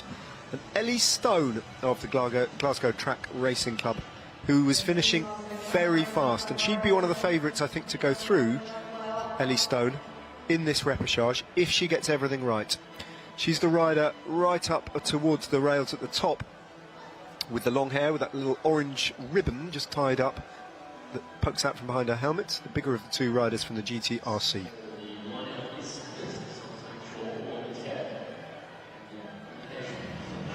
She'd fancy her chances here, but everything needs to go right for her, and there's not much margin for error. 5 riders on the start line in this first heat of the Kieran's first round repechage, and only 2 go through by rights. Only 2 go through, not by rights at all. And Ellie Stone straight away taking a bit of height on the boards, wants to drop in a little bit further back, perhaps even on the wheel of her teammate there, Sarah Johnson, which she does. So Ellie Stone has got a view of everybody in front of her. And just 5 riders in this compared to the 6 that we saw earlier, so less riders have to keep an eye on. Of course, we will see these riders looking around, making sure they know where everyone is, making sure no one's getting that jump or moving without them knowing where they're going and what their plan may be. Keirin Hinton, the orange helmet, the blue kit. Welsh rider on her wheel, Evelyn Tadaldi. Looking around, flexing that back of hers, watching the move come from the back. Saw that move come pretty quick from the back, but of course they can't overtake that rear wheel of the Derny before it leaves the track, so having to readjust the speed slightly there. Ellie Stone has moved from back into 2nd place now. Keirin Hinton to go past, and it looks like Glasgow Track Racing Club wants it all here. Ellie Stone will take the bell, and with 2 laps to go, she's gone early, hasn't she? It's a long way out, and Hinton has not been shaken off and is right in her slipstream, as is her teammate Sarah Johnson. But it's an honest ride from Ellie Stone. She doesn't have to win this, she just has to make sure that she is one of the 2 riders to finish in 1st and 2nd place, as her teammate now comes past her. The real danger, I think, is Keirin Hinton, but Stone is so strong here, and she's going to hold them all off for over 2 laps. Ellie Stone was on the front, and it was close for 2nd place. Yeah, she did come over the top early. What you need to do in a Kieran is make sure you're, like I said before, not held on the hip, making sure you can get around the rider in front and have the shortest way around the track. Of course, you can always have that charge behind, and we will see that happening in some of the later rounds where the racing really is on, but we could see 3 riders clear away from the rest coming round this final corner, but she wasn't quite able to get around, so Sarah Johnson just settling for 3rd place there.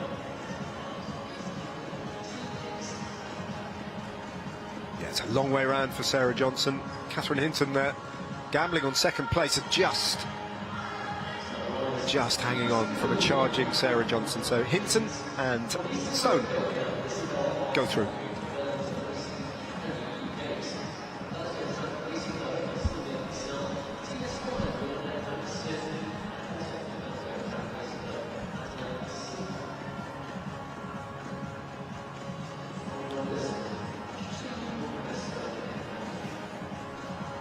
Of course, an extra ride there from some of the riders who have made it directly through from the first round, Kieran, that we did have not too long ago. So having an extra ride in the legs isn't the most ideal thing. Of course, they don't race again until later in this afternoon session, so there is that time for recovery, but these races can take a lot out of you, and you can really start to feel it at the end of the day. Heat 2 then. Isabel Bartholomew of the Beeston Cycling Club, right in the middle with the black helmet and the light blue kits. Eve James representing Wales Racing Academy in the red kit. Sylvia Mistal of Glasgow Track Racing Club, along with her teammate Maddie Silcock. And then probably one of the favourites to get this done is Rihanna Paris-Smith, the sole member of Team Inspired who hasn't qualified automatically for the semi-finals. Now, you suggested, Alice, that Rihanna Paris-Smith was spinning out, to use those words, was a little bit under-geared in the opening Kieran. She might potentially have changed her setup to give herself a little bit more oomph. Yeah, potentially. It just looked when the racing was really on that she had a much higher cadence than some of those other riders, although we can already see here fairly high cadence. It may be her preferred gear choice. It may be something that she needs to work on, and actually they're using this as an opportunity to work on that, or maybe it is something that they've decided to change for this repechage to help her try and go through. Yeah, it doesn't look like an enormous gear that she's, I mean, it's a big enough gear, isn't it? But she's spinning quite a high cadence, as you say. On the wheel of the Derny, and looking round, though, is Eve James from the Wales Racing Academy. Sylvia Mistal. Derny pulling off this time, so that's why the rider's starting to look over their shoulders more. This is always the time where the movement starts to happen more, and we can see this is where Rihanna Paris-Smith starting to come over the top, but not committing to it like we have seen from riders in the past. Now is where she's really committing. She needs to do it quickly and needs to try and get down to the bottom of the track, which she has done. 2 laps to go. Long way. Taking one of the Glasgow riders with her. It's Madeline Silcock, who's just following the wheels, and that's all she needs to do with these 2 riders that go through from each rep. She just needs to follow that wheel and hope the other riders aren't going to come back and get the rush on them into the line. Eve James not entirely out of this, but she needs to come with a charge, and she needs to come now. She's closed that gap a little bit to Maddie Silcock, but there we go. Very good ride from Rihanna Paris-Smith, who backed herself and delivered. She finishes in first place ahead of Maddie Silcock, who qualifies equally from the repechage.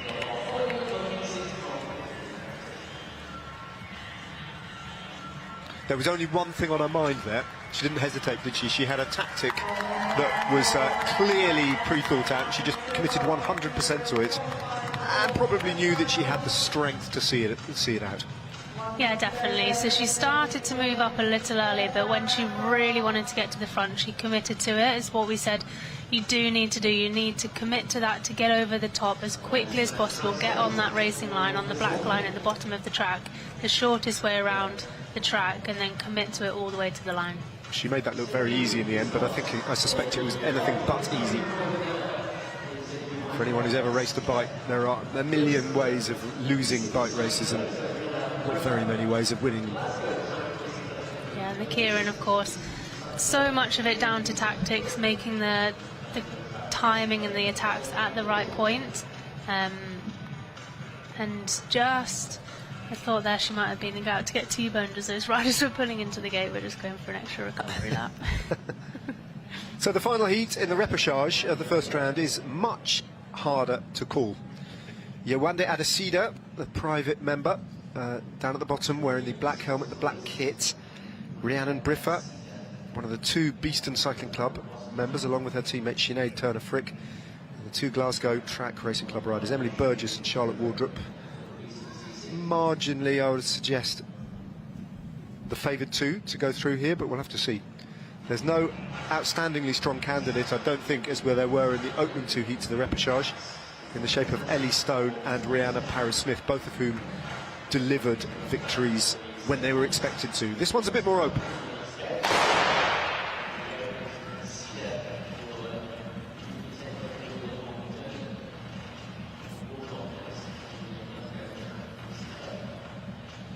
Adesida on the wheel of the Derny.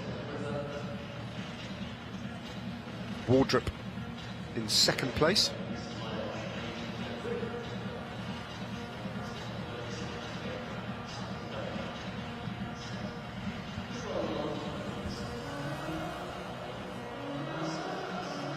The conclusion of this repechage and this final heat will lead us to the men's team sprint semi-final, which will be the final action of this afternoon's session. Racing resumes at 6 o'clock this evening for a packed Saturday night here in the velodrome. One more lap now until the Derny does pull off, so this is where we're going to start to see riders look over their shoulder a little bit more, make sure that they know where the riders are, that there's not going to be any rush from behind. Of course, if you are the rider that is at the back of this string, Shauna Turner-Frick, you can have clear sight of everything that's happening in front of you. You don't have to keep looking back. You know when everyone is moving, but when you're so much further back, needing to make sure you make that jump at the right time so you don't get distance too much from the front of the race. Turner-Frick trying to make her move around the outside, but there's a real battle for the racing line on the wheel of Adesida. 2 laps to go. Turner-Frick now does hit the front, but she's gone the long way round to get there. Adesida still on the racing line behind. The 2 Glasgow riders, Burgess and Wardrop, a little bit out of position at the moment as the Beeston rider picks it up. Turner-Frick, her teammate Rhiannon Briffa back in third place. This one is going to be very close. Turner-Frick though, with Adesida alongside her. Adesida there, rocking and rolling a little bit. The Beeston duo boxing her in somewhat, and over the top comes Rhiannon Briffa, who just gets there ahead of Yewande Adesida, and those two will qualify in first and second place. Victory to Briffa, second place to Adesida. Yeah, much closer rep there than what we have seen from some of the previous ones, so a lot closer on the line there, a bit more fighting for position and riders trying to get out of a box that they may be in.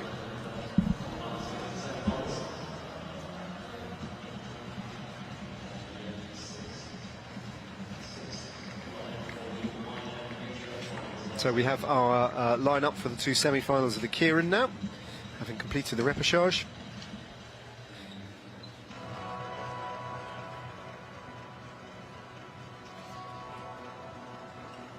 We turn our attention back to the semi-final of the men's team sprint competition.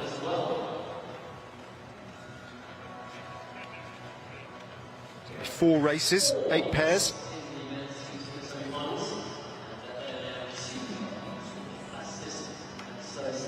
Paired up according to the slowest qualifying time will play off against the fastest.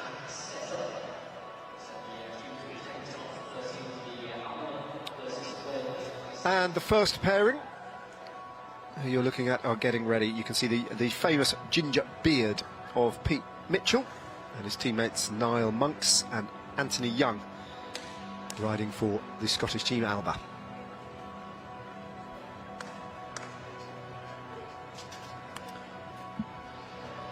They're going to be racing against the Wales Racing Academy.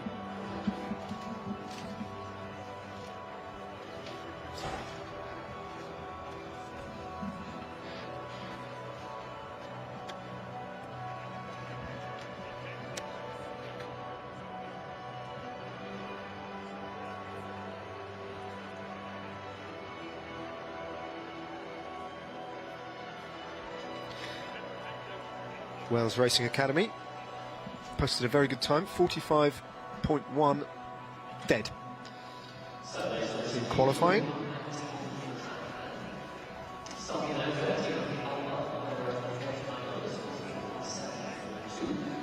Alba just a little bit faster than them though, 44.74 for Team Alba.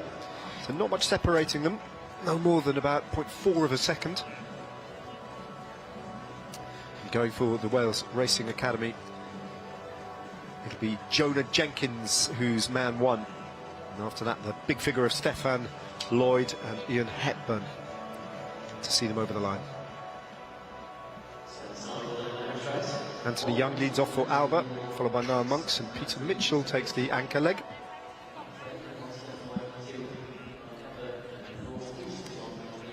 Too close to call this one really, with just 0.4 of a second separating. Much to do with the technicalities of getting a good start and a well-executed team order. This is going to be close. Off we go, first time away, just one full start so far in the competition. Wales Academy very compact, but hitting out very hard indeed is Anthony Young, just opening up a bit of a gap to Niall Monk, who's got Pete Mitchell in his slipstream. The Welsh team much more compact, but just a little bit slower through the first lap. That can all change in the blink of an eye. Still that similar disadvantage for the Wales team. They're on the back foot slightly, but there's not much in it. They're almost identical as Pete Mitchell now is released, and he's going to go head-to-head against Ian Hepburn for victory. Hepburn against Mitchell. Who's going to come out on top? It is going to be victory for the Alba team, 44.52. And that's 0.2 of a second faster than their time in qualifying. Wales Racing Academy beaten there by 0.35 of a second. 44.88 for the Wales Racing Academy. Team Alba winning. And that was technically going to be our closest pairing on the track, with them qualifying in 4th and 5th place. It was a very close race there. Both kind of getting it really good technically, but Pete Mitchell there just really bringing it back for the Alba team.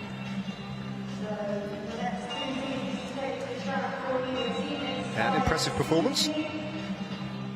First of the team sprint outfits to qualify for the semi-finals.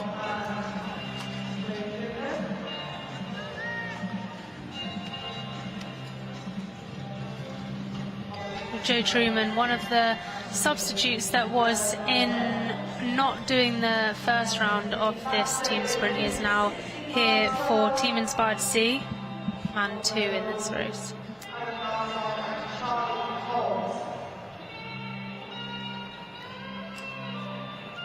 Replacing Archie Gill in the three-man team lineup for Team Inspired C. Truman.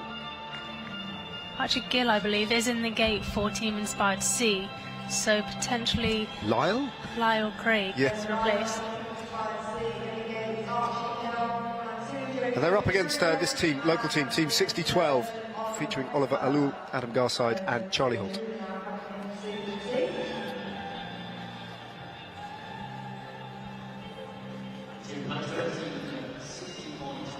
Team Inspired C were around about a second and a half faster than Team 6012 in qualification.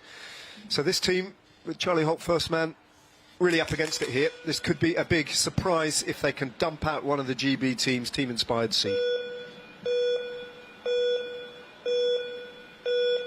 That is a very blatant full start. We'll have to go again. Very blatant full start there from Pettifer, going on, I think, 1 second to go, so getting his calculations wrong, so I think he'll be kicking himself there slightly.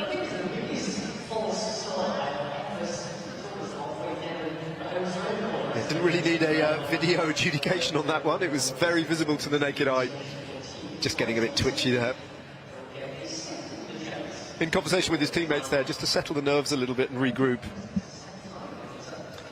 And it was Pettifer in the first round, was it, that did the false start? I can't quite remember. It was definitely one of the team-inspired riders. I think was it not Hayden Norris? I can't remember that. But it was one of the team-inspired outfits, wasn't it? showing how eager they are, maybe to prove themselves. But I think that was maybe more miscalculation than being too eager. Yeah.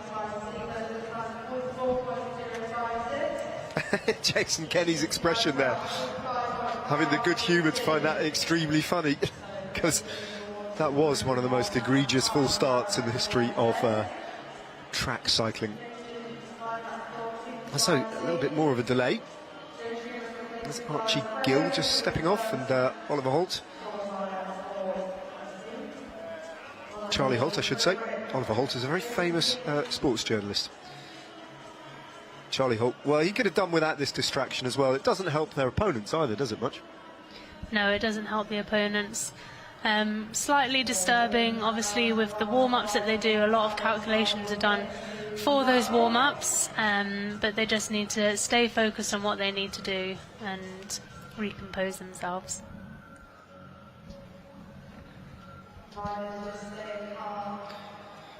So Archie Gill now, man one for a slightly misfiring team-inspired C. Joe Truman alongside him, and then Ollie Pettifer, who is definitely on a warning now.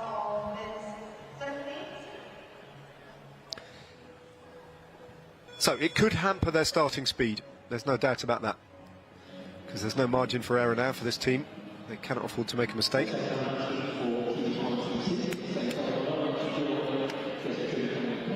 It's just a tiny little advantage that this team must try and use to their advantage. And the man with the most responsibility to get them off is Charlie Holt. Twitching, his foot on the pedals there, wanting to get this underway. And now they are away cleanly, both teams. Oh, what's happened there? Charlie Holt looked down and has unclipped, and that's a disaster for Team 60-12. He looked down almost immediately, his foot came out, and that is effectively that, as Team Inspired C have, by that mistake, have been handed victory here. Off they go in pursuit of a fantastic time, but unopposed on the track. They're going to be qualifying for the next semi-final. We'll have to just find out what went wrong there, but that's the rider who straight away knew that he'd come unstuck. Yeah, his foot coming out of the pedal there, which is obviously a nightmare. It just shows how much strength there is in these riders. They have the straps on their pedals, but still breaking that, unfortunately, and not being able to put a time down there. Just snapped it, didn't he? Of course, the time still matters for the teams on the track. Team Inspired C needing to set that time to try and get into the gold medal final. 43.94. 43.94 is around about half a second faster than Team Alba, the first team to qualify. And it's a little bit faster as well by around about a tenth of a second than they went in qualifying. The commissaire is looking at it. They may possibly let them have a restart at the end of this competition. Just needs to see if it is a mechanical failure, because it does guarantee you a restart. Of course, we've seen it before also, where if you do have a crash at the start, they can also give you a restart, but just needing to see here what the issue is as they're having a look at it. Nothing wrong with that. Yeah, it is. It's off the track. Nothing wrong with that, is the view of the commissaire. It does seem an unusual thing to have gone wrong. So what is the differentiation in the mind of the commissaire? A mechanical failure is something the athlete can't account for, and it's an unfair disadvantage, I suppose. But failure to perhaps get the kit right and prepared properly is a fault, isn't it? So that's the differentiation they have to make. Yeah, they need to see if it is rider error with their equipment or if something has failed. Okay, the third of the four semi-finals now. Team Inspired B, Hamish Turnbull, Hayden Norris and Ed Lowe. And they're up against the VC Sound Raphael team of Aaron Pope, who's been in action throughout today, also as a pilot in the paracycling events. Andrew Leviton and David Heald, who'll be the first rider off Man 1. Yeah, Aaron Pope, man 2, has had a very busy schedule indeed.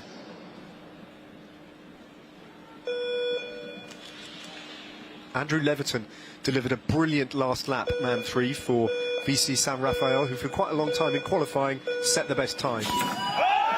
But they're up against a very good outfit here, who just went 1/100th of a second faster than Team Inspired C in qualification. And straight away they are over a second up on San Rafael, so a really blisteringly fast start from Team Inspired B.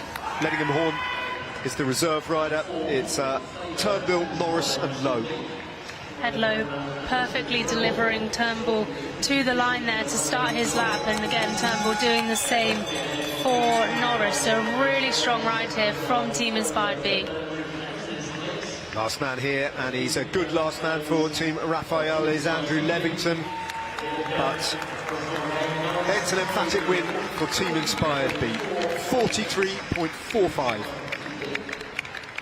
They have gone faster than in qualification, and they've opened up a gap over their Team Inspired teammates of Team 6, to C rather. And they've gone significantly faster now.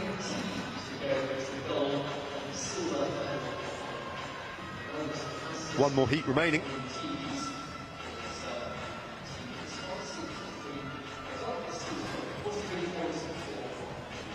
And it is, of all the heats, the least likely, I think, to produce any kind of a shock, unless anything untoward happens, because it is a match-up between the team who qualified fastest and the team who qualified slowest.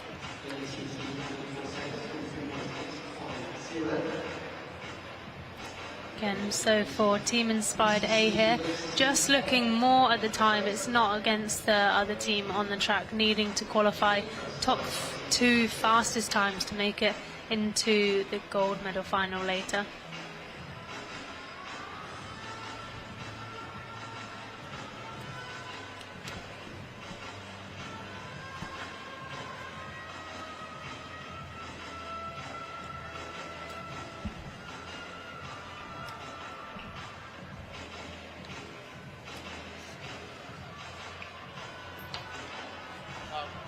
So the 3 teams of 4 who've qualified so far: Team Inspired B, Team Inspired C and Alba. Are they all going to be joined by Team Inspired A? The answer is probably. Christian Larigo just rolls into position. Noah Woodhouse mounts his machine for BCC Race Team A. Jack Pearson takes his place at the top of the track there. He will deliver the 3rd man and the last lap.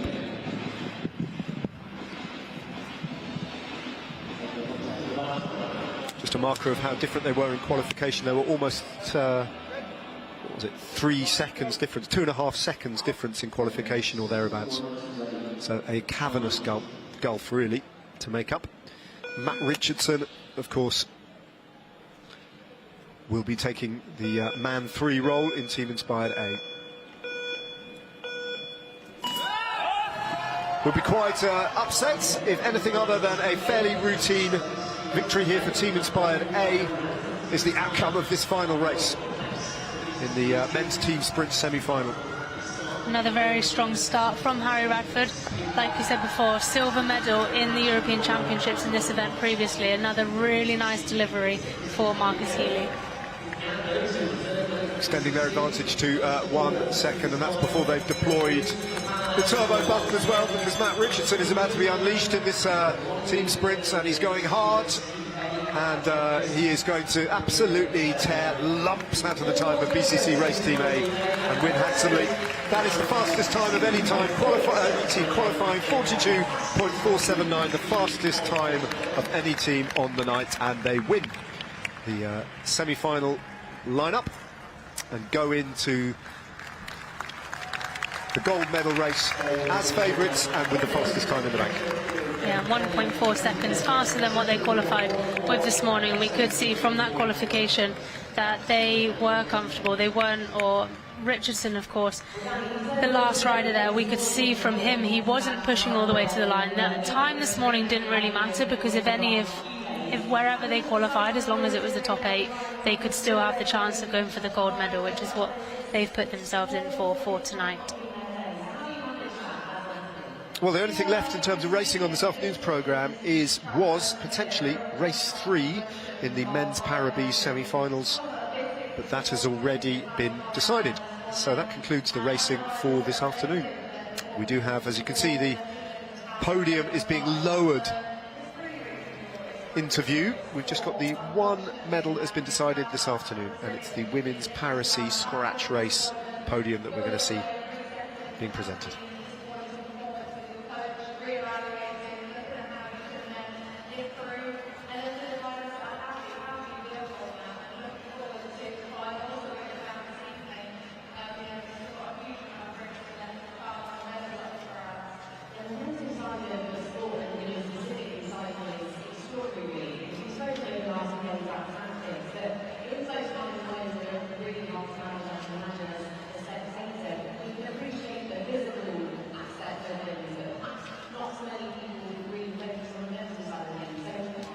Highlights of this afternoon, Alice, from your perspective, if you can remember anything. It's gone by in a blur.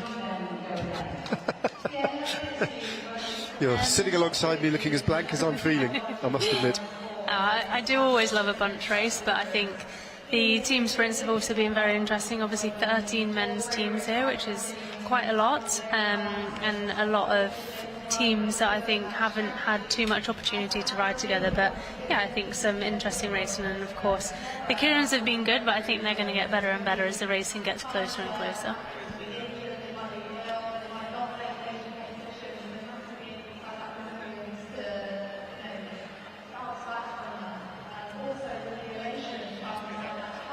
The riders there from the VC St. Raphael team in the team sprint eliminated the only non-team inspired outfit to take their place in the bronze medal match later on will be Alba,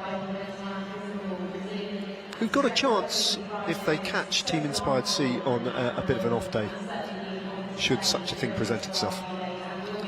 Yeah, potentially, and we've seen it many times in team sprints where timings can be got wrong, and you know, if the man 3 third rider in the race misses the wheel, doesn't get the best start and their distance at the start, then having to do too much before they have their lap, then it can be very difficult for them to have anything left for that. And yeah, like you say, anything can happen.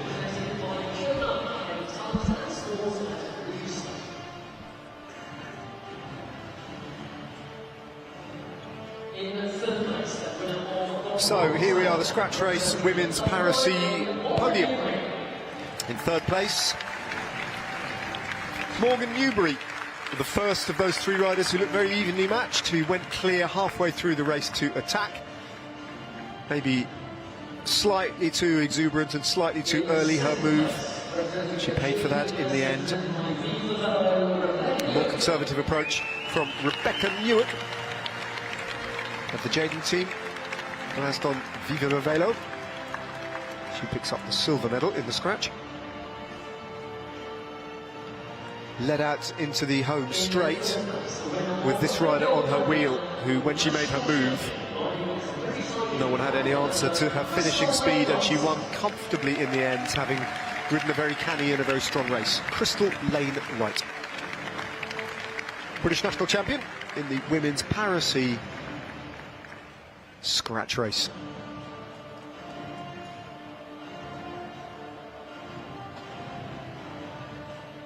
A much decorated athlete,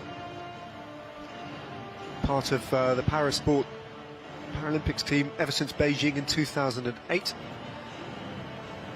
and a world champion to boot.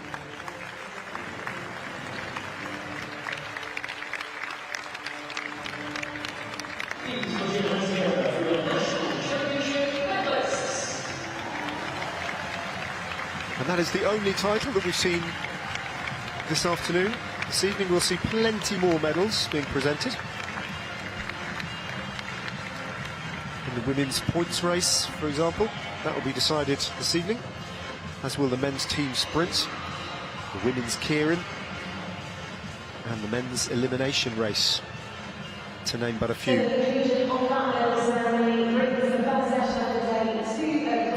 Hopefully before we disappear for an hour or two, we can hear from one or other of the winning riders. But just to mark your card, this evening at 6 o'clock in the velodrome, that is when racing resumes. So do log back online, click on the live stream and join us again. And